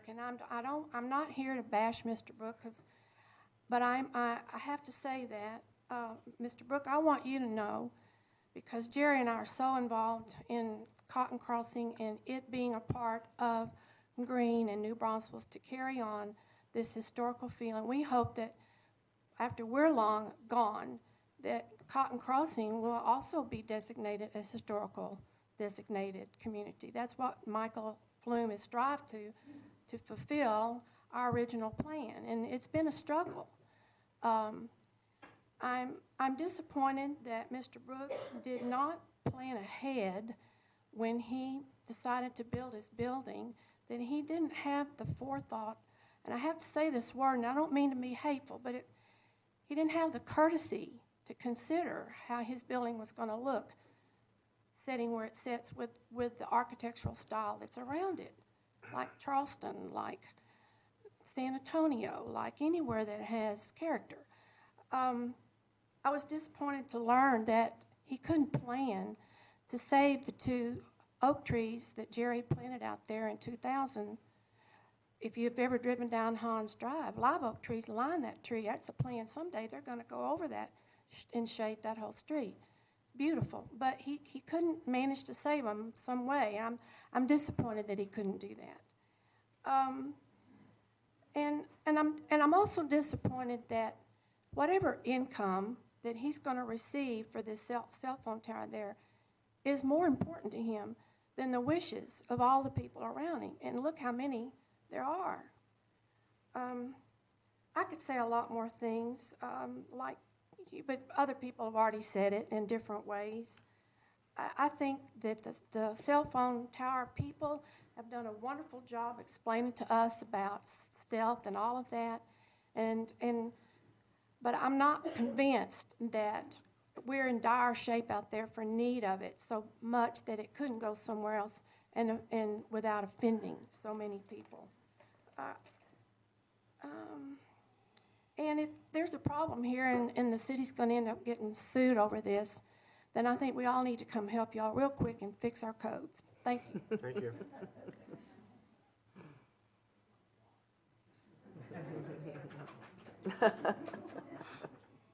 Good evening. Thank you all for hearing our concerns. My name is Billy Miles. I have the Green Homestead Inn at 1438 Hans Drive. We are directly across the street from the proposed tower. I would question whether or not we're within 150 feet of that. We received our notice that people within 200 feet were given a notice. We are residents. My husband and I live in our bed and breakfast. It is homesteaded. It is a residence. And maybe somebody needs to come back out and measure and see if we're within 150 feet of where the flagpole is intended to go. I would just like to say that it's right in our view. We are directly across the street. And there's no way in God's green earth that can ever be stealth for us, unless you can wave your magic wand and make it disappear. I'm sorry that it will impact our neighborhood the way it will. We've been there for 20 years. We've seen the way that the area has grown. We have supported Nancy and Jerry Ford with their efforts. We've had, like any family, we've had internal squabbles, but when somebody takes on the family, we're there to defend it. And we're there for our people. Our neighbors, we've gotten to know. They're wonderful people. We've worked with the Flumes, with them and against them as things go. But we believe things are moving in the right direction in our area to continue the feeling and the ambiance of the historical German heritage that we're trying to preserve. All of our buildings, if you know our property, all of our buildings on our property have been moved on there. One was downtown next door to the First Protestant Church. It was built by the Jans a long time ago. Everything that we've done there has had a historical significance, even though it's not been designated as such. We have the largest standing clockwork house that we've restored in the county. This is what we would like to see stay. This is the way we'd like to see our neighborhood go. I don't know what Mr. Brooks' intentions were. I've met with him once. He was very amicable at the time to work with us. I do hope that we'll be able to get this worked out in a neighborly manner and everybody live peacefully together. But as I said, there's no way that can be stealth for us unless I find my magic wand somewhere. Thank you so much for listening to us. I appreciate your time. Thank you.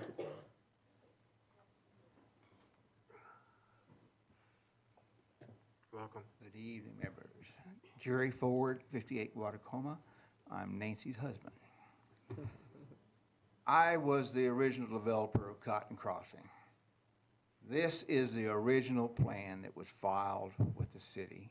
They have 6 copies somewhere in their information.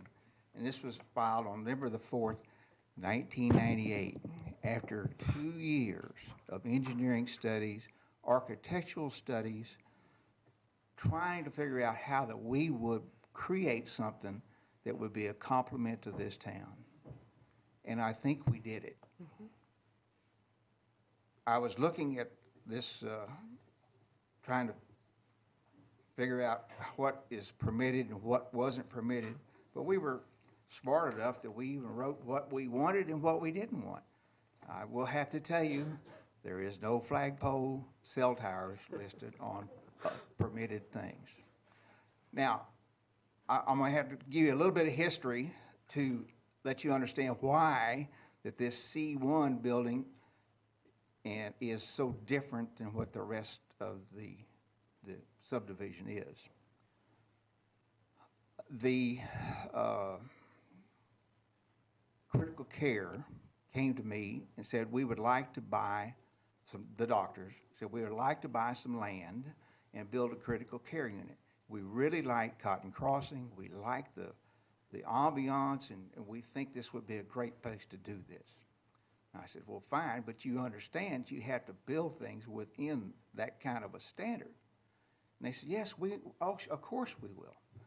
So they, just before they bought it, they said, we get the architectural thing, but we need out of the homeowners association because we don't really want to be involved in the landscaping business. We want to do our own landscaping. I said, well, that's fair. So I said, okay, we'll let you out of the homeowner association. Well, then they said, okay, we're going to get a building permit to build a building. They came out, made a presentation to the homeowner association, all the neighbors, of this beautiful rock building with a standing seam roof on it. Said, this is what we have visualized. We said, oh, great, we're all for you. Well, then they filed for the building plan. And they filed a brick building, flat roof, everything on top. And they said, we're out of the homeowner association. You don't have any right to tell us what we can do now on the architectural side. I said, well, you lied to us. And they said, well, that's business. The only reason they are able to build this commercial in C1 is the fact that they got out of this by false pretenses. And these people bought land from the same people to do this. And I don't want further insult to the community than what has already been put upon us by what has happened in this whole thing. And we hope that you'll vote no for any cell towers. Thank you. Thank you. Thank you.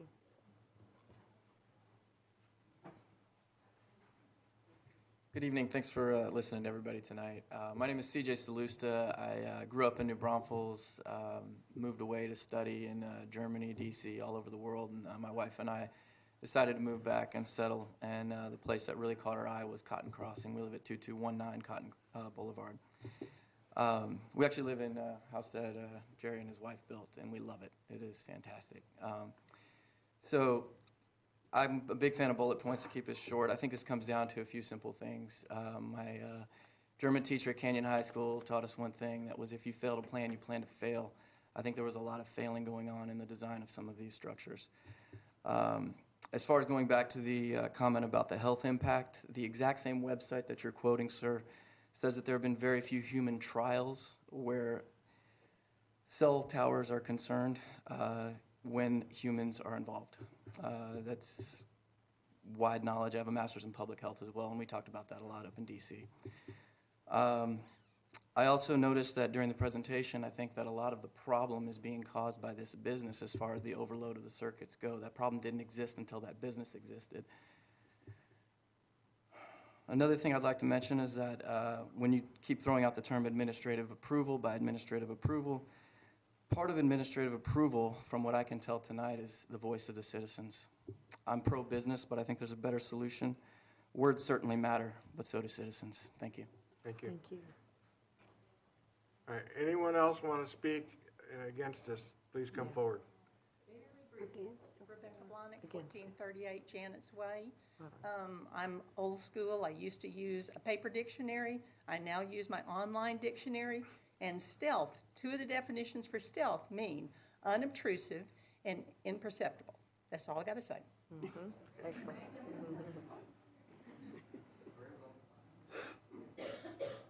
I'm Frank Hamilton. I'm the immediate past president of the Four Rivers Association of Realtors.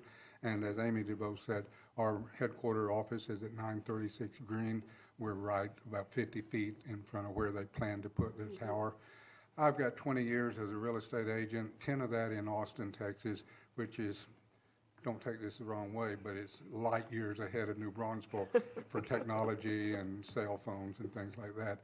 But working with buyers over the last 10 years while I was in Austin, many times they would tell me, I don't want to be anywhere within half a mile of a tower, a cell tower, or high wires.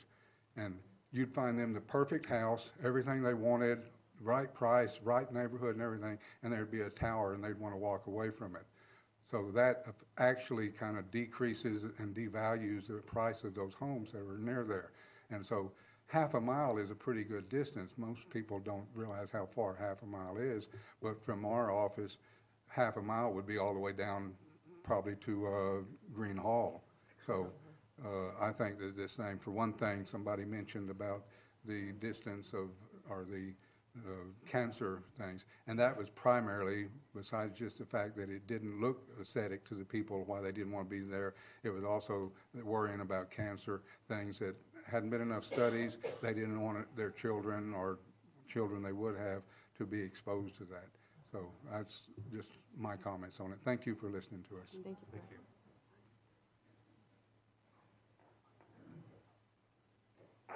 My name is Fred Hantz. I live at 1468 Hantz Drive. And I watched the presentation, and as I saw these pictures, I had to kind of giggle a little bit because as they showed the tower, every picture got a little further away and it got smaller and smaller. But from my house, from my doorstep, it'd be like this. And so I'm just up here to tell you that I'm against the tower. I don't think it's for our neighborhood. And I think if they need a tower, they should build one, but just build it somewhere else. Thank you. Not yet. We're still asking people in the audience who oppose this to come forward with anything new and different.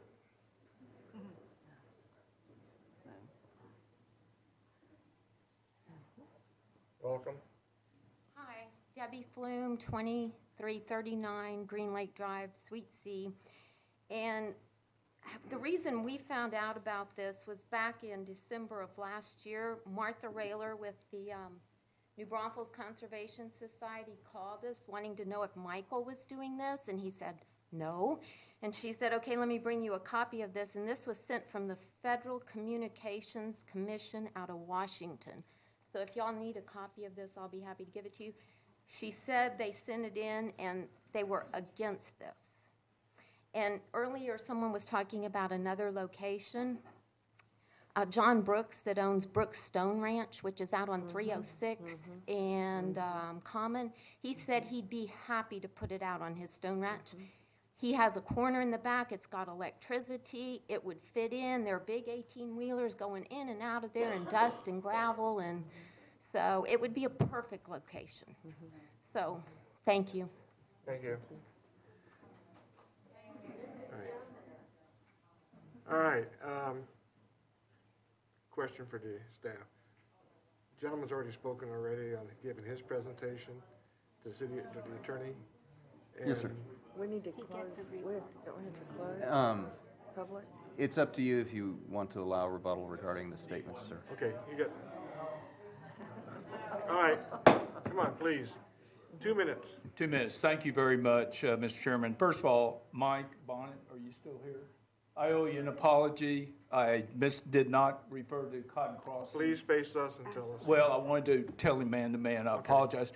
Second of all, please, we need to look at the situation at the application. Your code does not say anything other than any commercial district. It doesn't say one, it can't be in a historic overlay. It doesn't say any of that. If that, like the board member Foster indicated, the code controls. If that needed to occur back in 2005 or so forth, your code could have changed. But it says, by law, any commercial district. The second thing, I believe Ms. Flume and several have recommended different locations. The problem with that is, as you saw on the radio frequency maps, you saw the triangles around. Those are already existing wireless towers that Verizon is on. They cannot be too close to one of those towers. They have to fill the need. So they create a search ring approximately a quarter mile. So again, thank you to all the citizens for taking their time coming out. But again, members of the board, I really respect that you look at this from the way the code reads. It says any commercial district. It doesn't say one that may be too close to something, one that may not. If that was your wishes, the city council could have revised the code. But we filed under the current, in good faith, code provisions. And we expect that the city would respect its code, and we respectfully request that you issue your administrative approval. Okay, thank you. All right, board members, do we have a motion to close the public hearing? So moved. Second. Motion and a second, any other discussion? All those in favor of closing the public hearing, say aye. Aye. Okay, I'll let the other board members speak also, but I just want to make my comments here. I'm not a lawyer. I'm just a plain ordinary guy with grandchildren and et cetera here, and I moved to New Braunfels with my family. And I can tell you from what I see in this area here is, it is a historic area. And I sure wouldn't want to have to look at that. Now, I go driving up over to 46, the overpass by Churchill and those areas there, and you can see the VFW flag, and then you're going to see this new flagpole that's going to stick out there too. But also when you go over to Kirkwood Manor, I have no idea what they've done over there, but they've been doing some work with this tall crane, and now the top of it looks like they've removed an antenna, I guess, but it's just a thin, ugly-looking pole on top of the rest of the pole there. And the flag looks like it's half-mast there now too. So, but my concern is that, you know, we can talk about stealth, we can say that it's a commercial zone, but, you know, there's more to that too. There's all this historic value there, I see, that the people in New Braunfels really love and love to brag about it too and all this. So, and I really think that there's other possibilities that can be done here. I think, in my own personal feeling, this is just me, I think that you're all taking a shortcut, trying to do something cheaper, and instead of really working maybe with the community, because that's what it is here. It's this community that we all live together here, and we want it to look nice, I feel. And I sure as heck wouldn't want to live out and see in a water tower or a flagpole or a cell tower and all this. I have experience in my travels there of seeing other stealth, and I thank the lady for her definition of that. But the thing of it is that there is other ways of making something stealth, and you won't be able to really tell it's a cell tower or whatever. The technology's there. And I really think that we need to look, or at least the cell tower company needs to look at some more ideas here and go with staff here to work that over with. So that's what I feel about this. And any other board members want to make a comment? I think that the code was written the way it was written on purpose because they knew that there would be different areas and different environmental settings in which stealth means one thing one place and one thing another thing. And I think they wrote it that way on purpose, and that that's something that we have to consider. Okay. All right, my question is, it's more like an appeal, I guess. So we can have the board members make a motion then to either accept what it was presented. Yes, you could make a motion to affirm staff's denial, or you could make a motion to reject staff's denial and make an approval, or you can make a motion to, well, basically, for this particular procedure, that's what you got. Okay. Yeah, this is something new and different. All right, any board members want to make a? I have a question before you do that. I live really close to this area, and so I'm wondering if I would be eligible to vote on anything. There's no conflict. There are no conflicts. You know, to be on the board, you're members of the community anyway. All right, board members. I move that we affirm the staff's denial. Second. We have a motion and a second. Any other discussion? Okay. Let's make it real clear here. All those in favor of the motion say aye. Aye. Oppose? All right.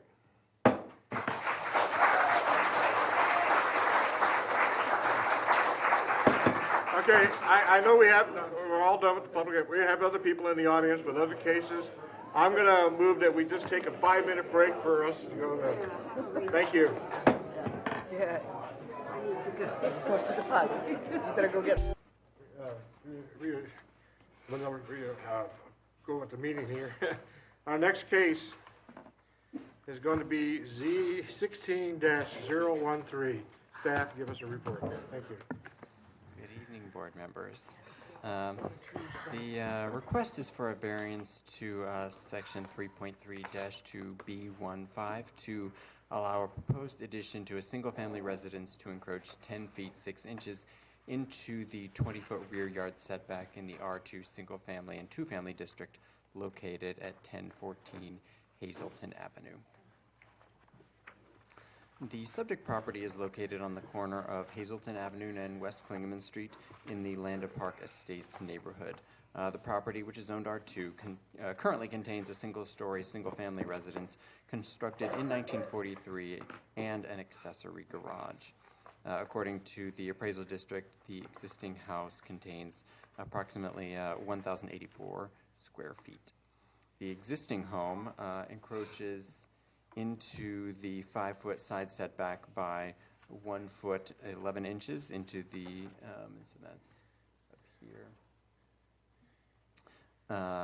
and to the front 25-foot setback by 2 feet 7 inches up here, into the 15-foot street side setback by 5 feet 4 inches. And the existing home is the part that's is this hatching here, and but does not encroach into the rear setback. The accessory garage encroaches into the 5-foot side setback and is less than 20 feet from the rear property line, although accessory structures are allowed to be set back a minimum of 3 feet from the rear property line. The applicant is proposing to demolish the existing home and garage and replace them with a 2-story house containing 2,190 square feet. 1,350 of those square feet will be on the ground floor and 840 on the second floor. The proposed structure, the structure is proposed to encroach into the 20-foot rear yard setback by 10 feet 6 inches, leaving a setback of 9 feet 6 inches. The lot has a buildable area of 1,650 square feet, which is approximately 33% of the lot. And so that figure is the area of the lot minus the area of the lot that is prohibited for building because of the setbacks. The footprint of the proposed structure which is at 1,350 square feet, is at approximately 27% of the lot. So the buildable area is greater than the proposed square footage. And the architect for the applicant did submit this really helpful drawing that shows the existing house with the proposed structure there. And the proposed structure does comply with all of the setback except for the rear one. The plat for Landa Park Estates was recorded in the 1930s and created a neighborhood of 25-foot by 100-foot lots, most of which were then combined to form larger parcels of land. The subject property, which is 50 feet by 100 feet, is composed of two of these original lots. The 50-foot width of the corner lot is less than the minimum 70 feet of lot width, which is required today for a single-family structure. The lot is therefore considered legally non-conforming. The 20-foot rear yard setback is standard for single-family and two-family residential zoning districts throughout the city. The zoning ordinance states that the board may authorize a variance from the zoning regulations upon finding of the following facts.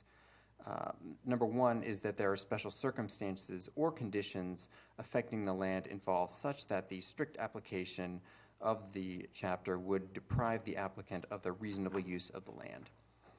The applicant states that the property is narrower than what is permissible today and that the homes encroaching into the minimum setbacks are characteristic of the neighborhood. The applicant also states that the existing home encroaches into the 25-foot front setback, the 5-foot side setback, and the 15-foot street side setback. Staff acknowledges that the setback regulations were placed on the lot and the neighborhood after platting and after the house at 1014 Hazelton was constructed. Staff also notes that the proposed structure will cover nearly the same percentage of the lot that the existing structures cover. The existing house has a footprint of 1,084 square feet, and the garage has a footprint of 255 square feet, which cover a total of 1,339 square feet. The proposed house has 1,350 square feet. Staff cannot identify any unique conditions of the land. While the legally non-conforming lot is smaller than what is currently permitted, it is possible to construct a house with the same foundation square footage as the proposed structure on the lot if configured differently. The lot has a buildable area within the setbacks of 1,650 square feet, which is 33% of the lot. And the footprint of the proposed structure occupies roughly 27% of the lot. An accessory structure which has a reduced rear setback of 3 feet could also be located on the property. Accessory structures may have bathrooms and other facilities, but may not have a full kitchen and may not be rented out separately. Criteria 2 is that the variance is necessary for the preservation and enjoyment of a substantial property right of the applicant. The applicant states that the building setbacks set forth by the zoning restrict the building area to 33% of the lot. Staff concurs with this calculation. If a corner lot has a minimum lot dimension of 70 feet by 100 feet, a 15-foot street side setback, the building area is 2,750, which leaves roughly 39%. So you have 33% versus 39% on the existing property.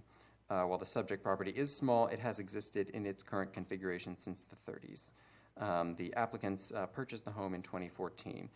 The owners can continue to use the property as it has existed since the property was developed, and there are approximately 1,650 square feet of buildable area on the property. Staff could not identify a unique property right that is abrogated. A home with a foundation larger than the proposed one can be constructed on the property. The criteria 3 is that the granting of the variance will not be detrimental to the public health, safety, or welfare or injurious to other property within the area. The applicant states that encroachments into the setbacks are in keeping with the neighborhood. Staff does acknowledge that the impact on the surrounding area may be minimal, but all neighboring properties are still required to comply with the existing rear setbacks. Criteria 4 is that granting of the variance will not have the effect of preventing the orderly use of other land within the area. The encroachment will have a visual effect on the neighboring properties, all of which are required to adhere to the same regulations as the subject property. The granting of a variance could also set a precedent that encroaching additions can be built to accommodate specific house plans rather than for hardships unique to the property. Criteria 5 is that an undue hardship exists. The applicant states that the structures on the property are in poor condition and that rebuilding within the setbacks will make such a small buildable area as virtually to condemn the land. Staff acknowledges that the percentage of the lot available for construction is smaller than what might be on a lot that conforms to the minimum dimensions. By adhering to the code requirements, however, the property has approximately 1,650 square feet of buildable area for a main structure, not including any accessory structures which have a reduced setback. The proposed house has a foundation of 1,350 square feet, and staff could not identify any physical hardships unique to the property warranting a variance.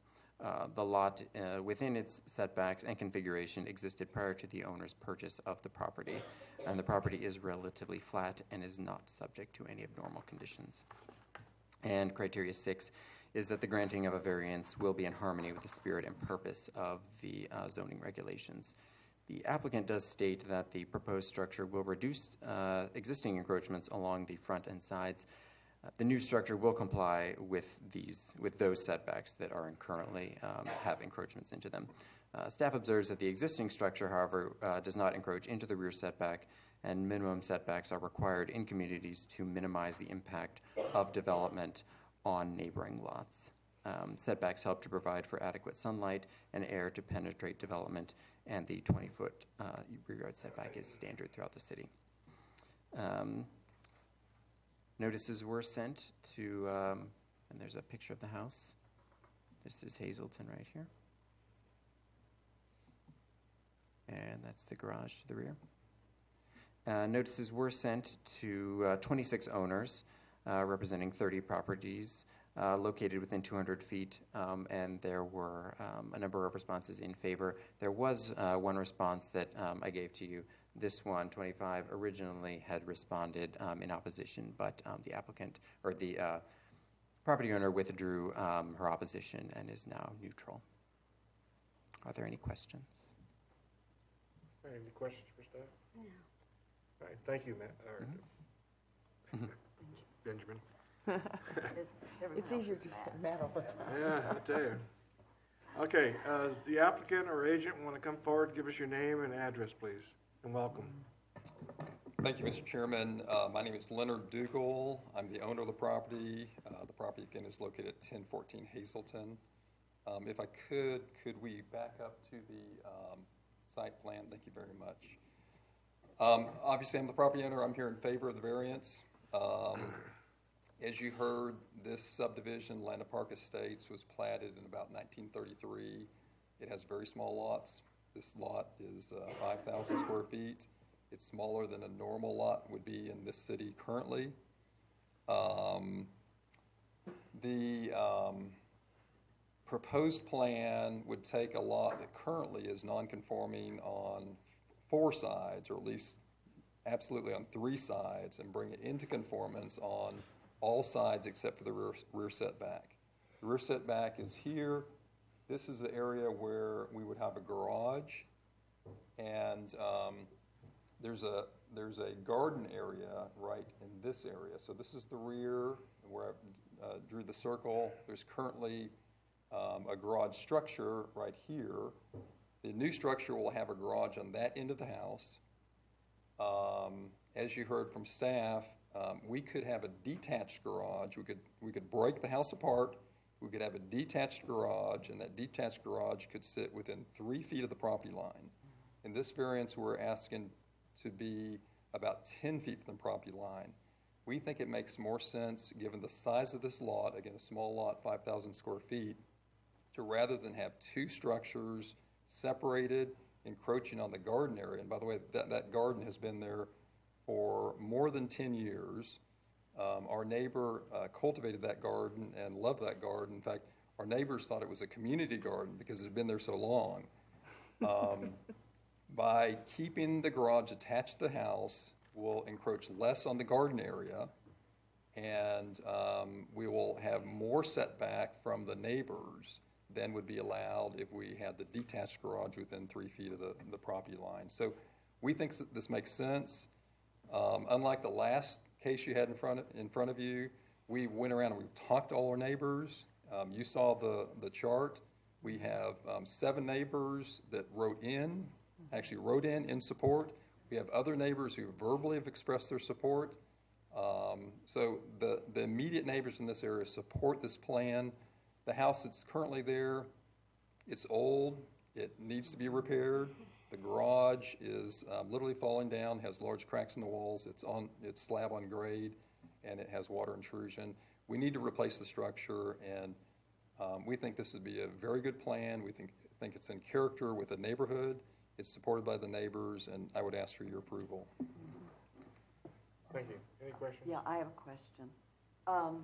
It looks like by the driveway, and I'm supposing this is the driveway, coming down from the back of towards Klingeman. Yes, Yeah, that's a driveway. That the garage would take approximately where that 20-foot rear setback would be. Might be where the garage wall would be in the house. Is that true? Or is that No, not true? it is a single-car garage at that point, but I do think the garage runs I think it runs generally the edge of where the driveway is.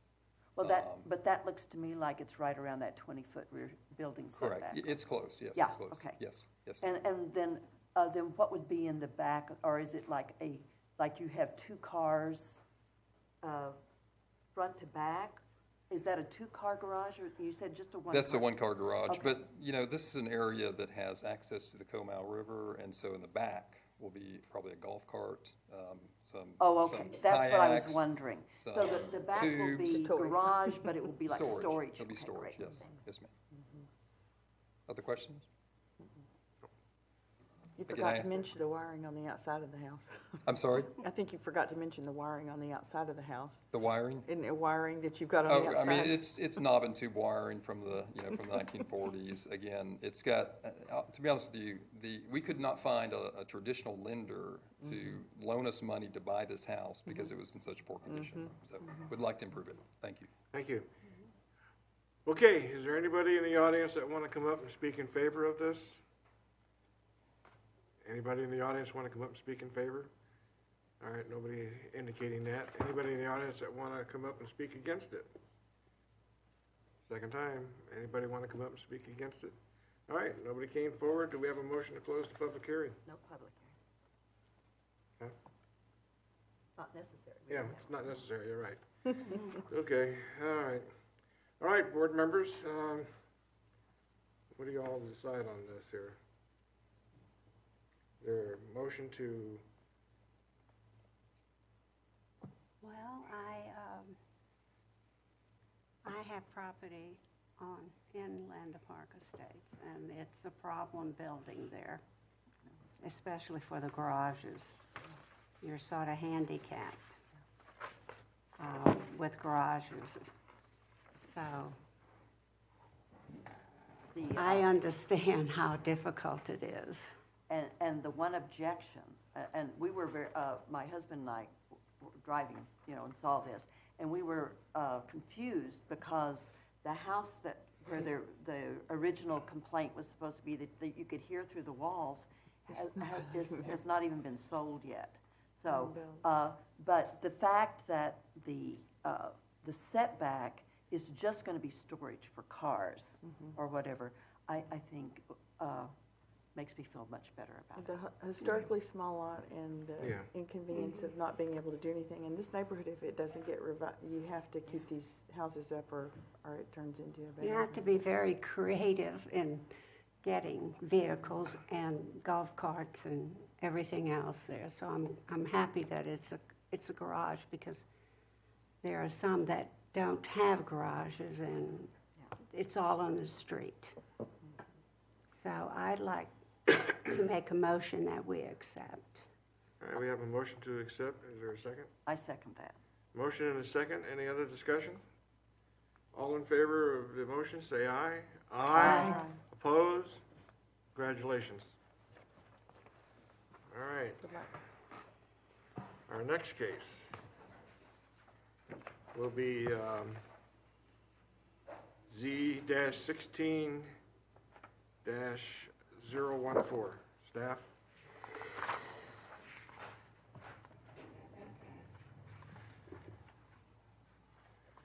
Oh, he's got it again. Members, the variance request is to section 3.4-2B13 to allow a proposed house to encroach 10 feet into the 25-foot side yard setback in the R1A 6.6 single-family district located at 1647 Sun Bay Drive. The subject property is located on the corner of Sun Bay Drive and Sunstone Place in the Sungate subdivision of which is west of South Walnut Avenue and south of West County Line Road. The property zoned R1A 6.6 is currently unimproved. The property was annexed into the city in September of 2001 and was zoned R1A in August of 2003. Then the property was converted to R1A 6.6 in 2006. The plat for Sungate Subdivision Unit 8, of which this lot is a part, was approved by the Planning Commission in July of 2012, and the plat was recorded in December of last year. The zoning district requires that side setbacks adjacent to streets be 25 feet when the rear lot line abuts a side lot line. The lots to the rear of the subject property face onto Sunstone Place. This requirement ensures that homes on corners will align with houses on side streets. The 25-foot side yard setback for lots with rear lot lines abutting side lot lines is standard across single-family residential districts throughout the city. The R1A 6.6 also requires that corner lots have a minimum of 7,000 square feet. The subject property has 8,290 square feet. The applicant is proposing to construct a house that will encroach 10 feet into the 25-foot side yard setback along Sunstone Place. The applicant states that the home builder does not have a house plan that will fit on the lot within the required setbacks. The applicant has provided several building footprint options. At the time of writing, the square footage of the footprints was not available. The plat for Sungate Unit 8 does show the 25-foot side setbacks. Should the variance be approved, the plat will actually need to be amended to alter the setbacks before any construction can begin within the setback. And this is a diagram just outlining how the setbacks, when they are triggered to be 25 feet. So this is here where the rear lot line is adjacent to a side lot line so that the setbacks there along that street all align. This is another home within the subdivision that is compliant with the code. The house on this lot, it's not shown in this picture. It is now constructed, does comply with the 25-foot side setbacks along the front and side. And this is one of the proposed footprints that the applicant submitted that would encroach into the side setback. And another one of the footprints, and a third one. And there is a photo of the street. This is Sun Bay, and this is the side street. The zoning ordinance does state that the Board of Adjustment may authorize a variance from the regulations upon the finding of facts. Number one is that there are special circumstances affecting the land involved such that the strict application will deprive the applicant of reasonable use. The applicant states that the 25-foot side yard setback will not allow enough room for the home builder's house plans. The lot does exceed the minimum required square footage of 7,000 square feet for a corner lot by 1,300 square feet. On the lot, there are roughly 3,150 square feet of buildable area within the setbacks for home construction. Staff observes that the setback regulations for the zoning have been the same since before the land was platted and before the owner purchased the land. The buildable area for the lot was the same when the lot was purchased as it is today. All corner lot properties in the Sungate subdivision and all properties zoned R1A 6.6 do have the same street side setback requirements. Staff cannot identify any unique conditions of the land. A home with a maximum foundation of 3,150 square feet can be constructed on the lot if configured properly. Accessory structures which have reduced rear setbacks could also be located on the property. Criteria 2 is that the variance is necessary for the preservation and enjoyment of a substantial property right of the applicant. The applicant states that the home builder's current house envelopes will not fit on lots with current 25-foot street side setbacks, and that the feel and aesthetic of the neighborhood will be jeopardized should the homes be different than what is currently proposed. There are several other lots within Sungate, including the one that I showed up the street, that do comply with the 25-foot street side setback. The plat also indicates that the street side setback is 25 feet. No aspect of the lot has been altered since the plat for Unit 8 was recorded at the end of last year, and staff could not identify a property right that is abrogated. A house with a maximum square footage of 3,150 square feet can be built on the lot. Criteria 3 is that the granting of the variances will not be detrimental to the public health, safety, or welfare, or injurious to other nearby properties. The applicant states that the encroachment into the setback will not affect the vehicle sight lines, and staff concurs that any encroachment, or the proposed encroachment, will not interfere with corner sight lines. The intent of the requirement that street side setbacks be 25 feet is to create a uniform building line. Staff notes that there will be a visual intrusion on the surrounding property, but that effect on the public health, safety, and welfare will probably be minimal. All neighboring properties are required to comply with the setbacks. Criteria 4 is that granting of the variance will not affect the preventing of the orderly use of other land within the area in accordance with the chapter. The encroachment will have a visual effect on the neighborhood, as the lines of the building facades along Sunstone Place will be broken by the reduced setback, and the granting of a variance could also set a precedent that encroaching homes can be built to accommodate specific house plans rather than for hardships unique to the property. Criteria 5 is that an undue hardship exists. The applicant states that without the variance, the builder will not be able to develop the lots with homes consistent with the look and feel of the neighborhood. Staff could not identify any physical hardships unique to the property. Granting a variance, the lot has a suitable area for a house and is not subject to any abnormal conditions. The Sungate subdivision has been constructed over the past 15 years with a variety of housing styles that are different from what is currently in the Unit 8. And criteria 6 is that the granting of the variance will be in harmony with the spirit and purpose of the regulations. The application states that granting the variance will allow the home builder to maintain the appearance of the houses. Staff observes that a similar appearance for neighboring homes is not a requirement of the zoning ordinance, and a number of home builders have constructed houses throughout Sungate subdivision, and the structures reflect this. Homes are clad in a variety of materials ranging from various colors of brick to stucco and hardy plank. Some homes have front porches, others have recessed entryways, and staff notes that a range of home styles will be in keeping with the existing conditions of the neighborhood. Staff also observes that the minimum setbacks are required in communities to minimize the impact of development on neighboring lots. Setbacks help to provide for adequate sunlight and air.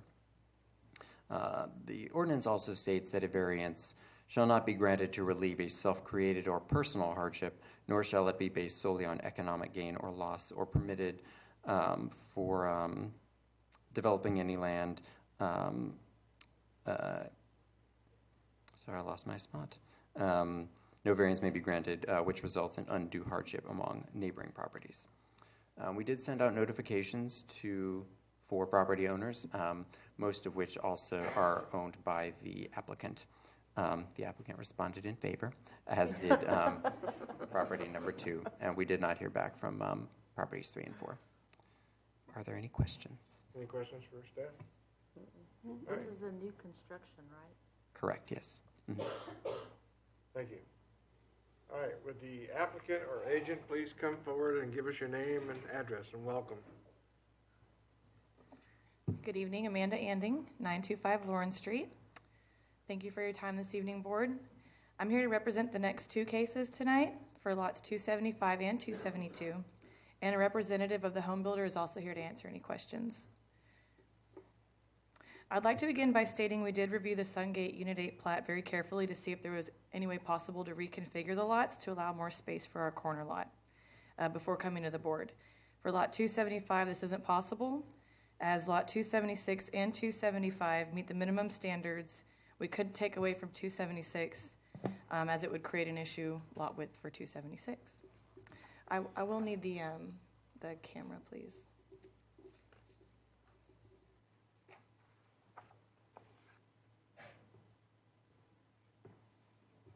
Of the 3 units of Sungate, Summit Oak Homes has built their homes on units 7A, 7B, and 8, and are going to be building on 8. 7 of the lots on corner lots, and then the two in unit 8 happen to be the only corner lots which have a 25-foot building setback line. The builder did lot fits on their current product, which worked for both 7A and 7B, but found there was a severe encroachment in the 25-foot side slipback in unit 8. They've made adjustments to their current site plans, the Cypress, the Navasota, and the Llano, which I believe you saw in your packets, in order to minimize setback encroachment, and thus our request for approval of the 10-foot encroachment for lot 275.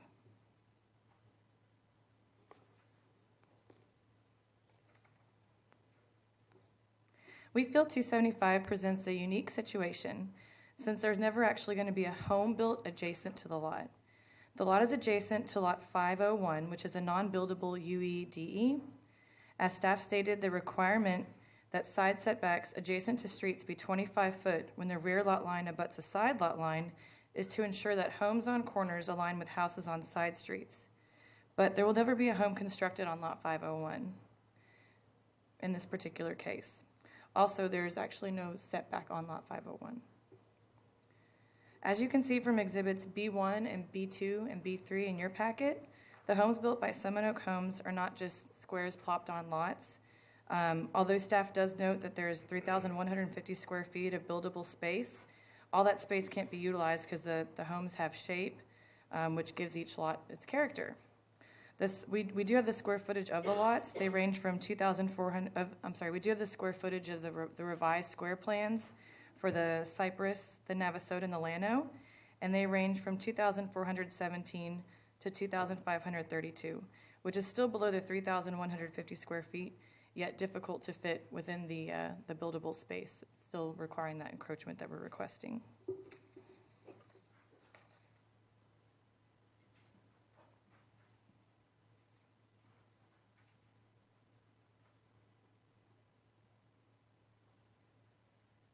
So I have a screenshot of Unit 8, which is Lot 275, and of Unit 6C, which is Lot 193. And in the staff report, 2233 Sunstone Place is cited as a comparable corner lot. And I just wanted to point out that not only was this lot built on by another home builder, but the lot is almost 20 foot wider at the front and the rear. So we're just asking for a 10-foot encroachment be granted.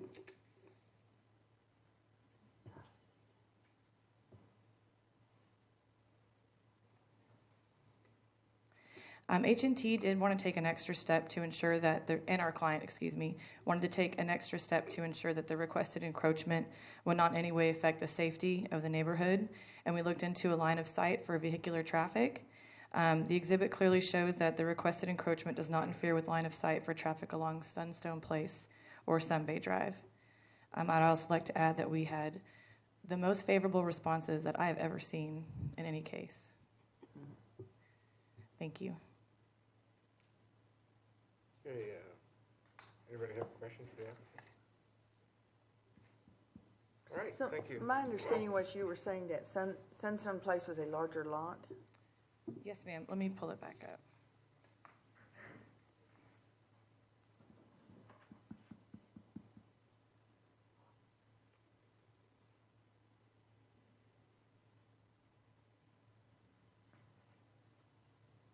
They're not scaled the same because I just did a screenshot, but just to give you an idea of the lot width, the actual size of lot 193 is just, it's sizably larger than 275.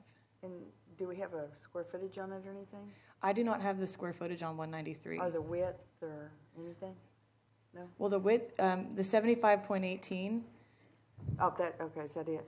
There's, and the C4 does add a little bit of width there, just like if you look at 275, there's 57.14, and then that C2 line would give some length too. But just for... I'm sorry, just too many numbers, I didn't catch it fast enough, thank you. Sorry. Thanks. Any other questions? Yeah, I think my concern is not just the lot right next to the corner house, but all of those lots across Sun Bay Drive that will be conforming to the 25-foot side setback. So the one lot, you're right, I can see that there's not going to be anything built, but everything else along that line will have to conform to the 25-foot setback, right? Are you referring to 274 and 273 and 272 down at... all so those right there. down at the kind of the other end? Yeah, and some of them have houses on them, I think, already. No, ma'am, none of them are built on yet. Oh, okay, maybe I was looking at something else. But they will all have to conform to the 25-foot, and there will be no problem with their conforming to the 25-foot front setback? No, ma'am. So that's the only house that will be out to 15 feet? Yes, ma'am. Okay. That's because of the lot size. Is that right? Because the plan. Or the house Or shape. the plan, It's a house shape. The house shape, I think. the house shape. Yeah. Your name and address. David Ostrike, 280 Summit Oak Drive. Excuse me.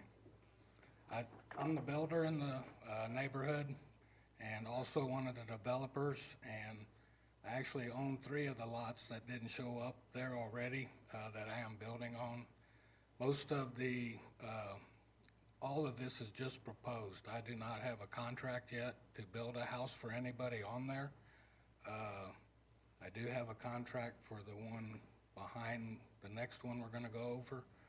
The main thing is that the corner lot does not back up to another front setback. The rest will have to conform with the 25-foot because that is a front setback, whereas the corner, we're asking for a variance on the side setback. Right, but that's why we have the 25 foot Right, there. but It's there for is- those other houses. There will be about, how wide is that?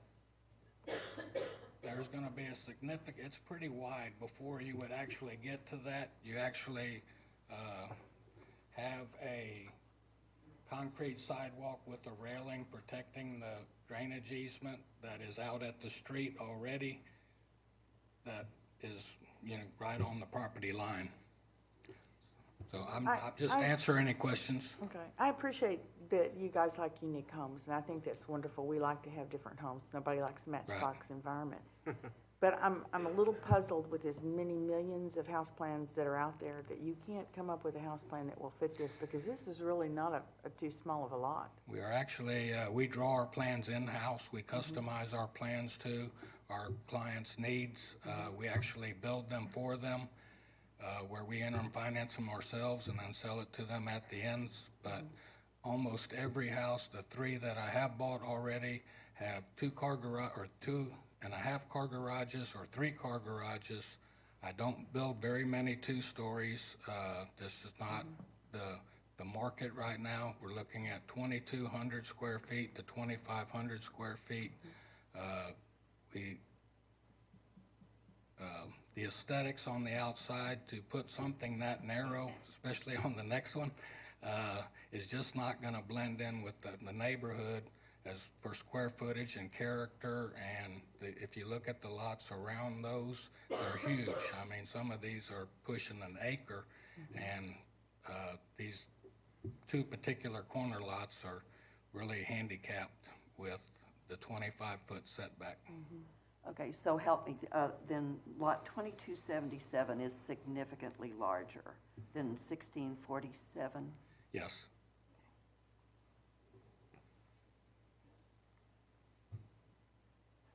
Yes. The Chesmar is the builder up in Unit 6A, which I believe is the lot we're referring to. And yes, they complied with the 25-foot setback, but their lot was already, help me Amanda, considerably wider to start with. More than 10 feet wider. Yes, more than 10 feet wider. Any other? My concern would be that since you're not, these houses, most of the houses have not been built yet, that we're setting a precedence for anybody else that would want to come in for whatever kind of variance that they might want. Well, again, this lot is unique in the aspect that there is not a front setback on the immediate property right behind it. That particular scenario by itself is not going to occur very often. And your hardship would be that you just can't find a plan that will fit on the size lot that you have? Our hardship would be that again, you can't utilize every square footage of the buildable area and still have character to a home. Summit Oak Homes does not build two-story boxes that go straight up. We, again, are a custom builder that we try to architecturally enhance the exterior of the house the best we can, which is with offsets and other modifications. And our basic, typical 3 most popular plans will easily fit with the 15-foot setback, but will not even get close to fitting with the 25-foot setback. In this subdivision, all the lots are already configured, right? Yes. Okay, so are you saying that there's not a single corner lot besides this one and maybe the next one that you're going to bring up that is going to have this problem, that all the other ones are going to be okay? This is the last unit. Sorry. And you do not have this is not purchased and this is not someone's house, correct? Say that again? This has not been purchased, this is not someone's house. Right at now, this the point. developer still owns that lot. I have a contract to buy it with them, and I'm also part of that development. Okay. Ms. Foster, I think you asked about the corner lots. So looking at, this is the master plan, but if you look at the cutout for Unit 8, I've got the 2 lots highlighted. They're the only 2 corner lots. So these are the only 2 cases. I'm sorry, they're not the only 2 corner lots, the only 2 corner lots with the 25-foot. And that's why we're coming in today with 2 cases. We're bringing everything at once for Unit 8. So there wouldn't be Well, what about Unit 7 or Unit 6 or, any of these other units? Are they going to have any of those problems? They all have a 15-foot corner setback. That one's already built, I believe. That plat's recorded and built.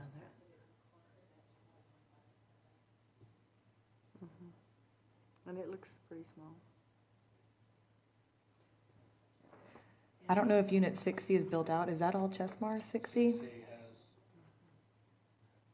Yeah. They should all have 25 feet setback.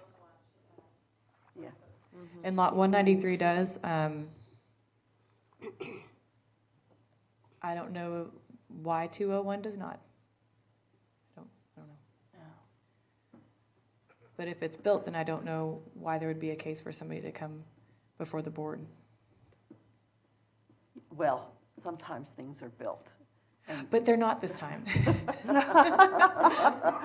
We can tell you sometimes. Okay,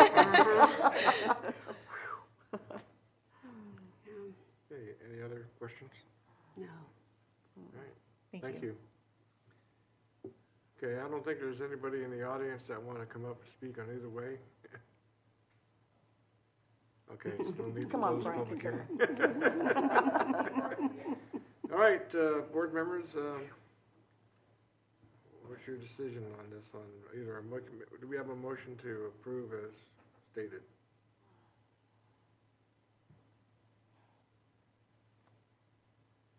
Okay, there's no motion to approve, so it has failed on that part there. Do we have a motion to deny? Do we need to do that? Don't have to do, okay. Yeah. All right, it's failed, so, sorry. There was no motion to approve, so. Next case, staff, which will be Z-16-015. Gonna hear the same thing again, I think. Yes. The circumstances are very, very similar. Not really.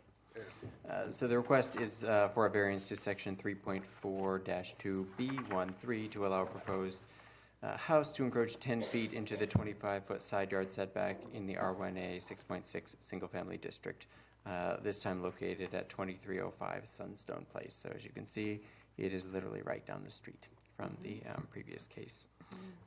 The circumstances are very, very similar. If you like, I can reiterate them. They are the responses, staff's responses to the findings of fact are almost identical. The square footages were the only thing that were changed. Okay. If you want, I can go over anything, or if you had any questions, I can All right, any answer questions for staff then? Okay. And All right. I'll just go through the, sorry, there was, these are some of the proposed house plans that the applicant submitted on the subject property. There was only one property, number 2, that did not respond, and all the others properties are the applicant who responded in favor.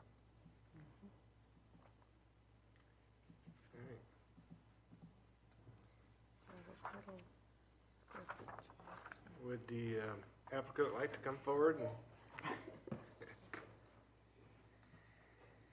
give us your name and address? Just your name, at least, for the record. Yes, sir. Amanda Anding, 925 Lawrence Street. Thank you once again. As with Lot 272, we did review configuration to see if there was potential to amend the plat and adjust lot lines to allow for more buildable space for our lot in question. As Lot 501 cannot be reduced, as it would affect the drainage for the subdivision, and Lots 274 and 273 both meet the minimum required lot width. Neither of them could contribute additional width to 272. As with Lots 275, the builder has made adjustments to site plan to minimize the encroachment, which did exist within the 25-foot, within the 15-foot utility easement before revisions were made. I've already showed y'all the screenshots of units 6C and 8, but in the staff report, 2233 Sunstone Place was cited as a comparable corner lot. This lot was built on by another home builder, and it's also approximately 40 foot wider at the rear of the lot. I will show this one.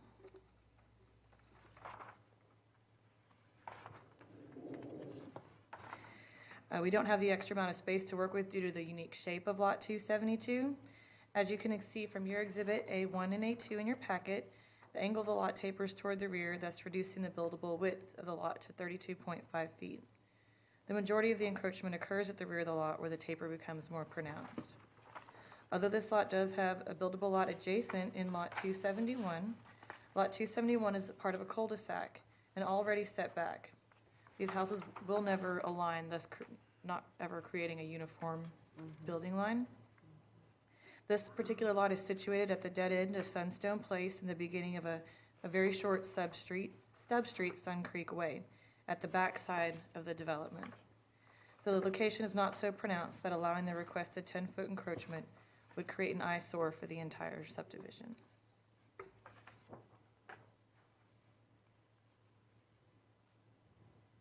HMT and our client took an extra step to ensure the requested encroachment would not in any way affect the safety of the neighborhood by looking into line of sight for vehicular traffic. Our exhibit clearly shows the requested encroachment will not interfere with line of sight for traffic along Sun Creek Way or Sunstone Place. I'd also like to clarify in regard to the look and feel, we're referring to the actual built home itself, which will have to be built to account for 32 feet in the rear of the lot. I would also like to add that we have favorable responses from the public notice for our request. Thank you very much. Do you have any questions? No. No. Thank you. Thank you. That sounds good. Yeah, I don't see any problem Yeah. with this one. This one has an unusual shape. Oh, yeah, and there's no way that that 10 feet Mm-hmm. will mess up that circle. Yeah. Okay. Oh, I'm sorry. That's okay, you're fine. Do we have a motion to accept as written? Oh, yeah, by the way. Do we have a motion? Oh, To close public hearing or open? well, Oh. we haven't asked yet, have we? We Yeah, jumped well, in is before we anybody- asked. Anybody else? Okay, you want to come up and speak in this one here? David Ostrike, 280 Summit Oak Drive. I'll just answer any questions. Again, it's a very unique lot. with the cul-de-sac Yeah. behind it. Okay. Okay, thank you. All right, anybody opposed? So do we need to make a motion for closing the public hearing? Yeah. Yeah. So move. Second. Second. All those in favor say aye. Aye. All right. All right, board members, who, anybody would like to make a motion here? I move that we accept this variance. Second. And we have a motion and a second? All right, all those in favor of this, say aye. Aye. Opposed? Congratulations, that one there was approved. So.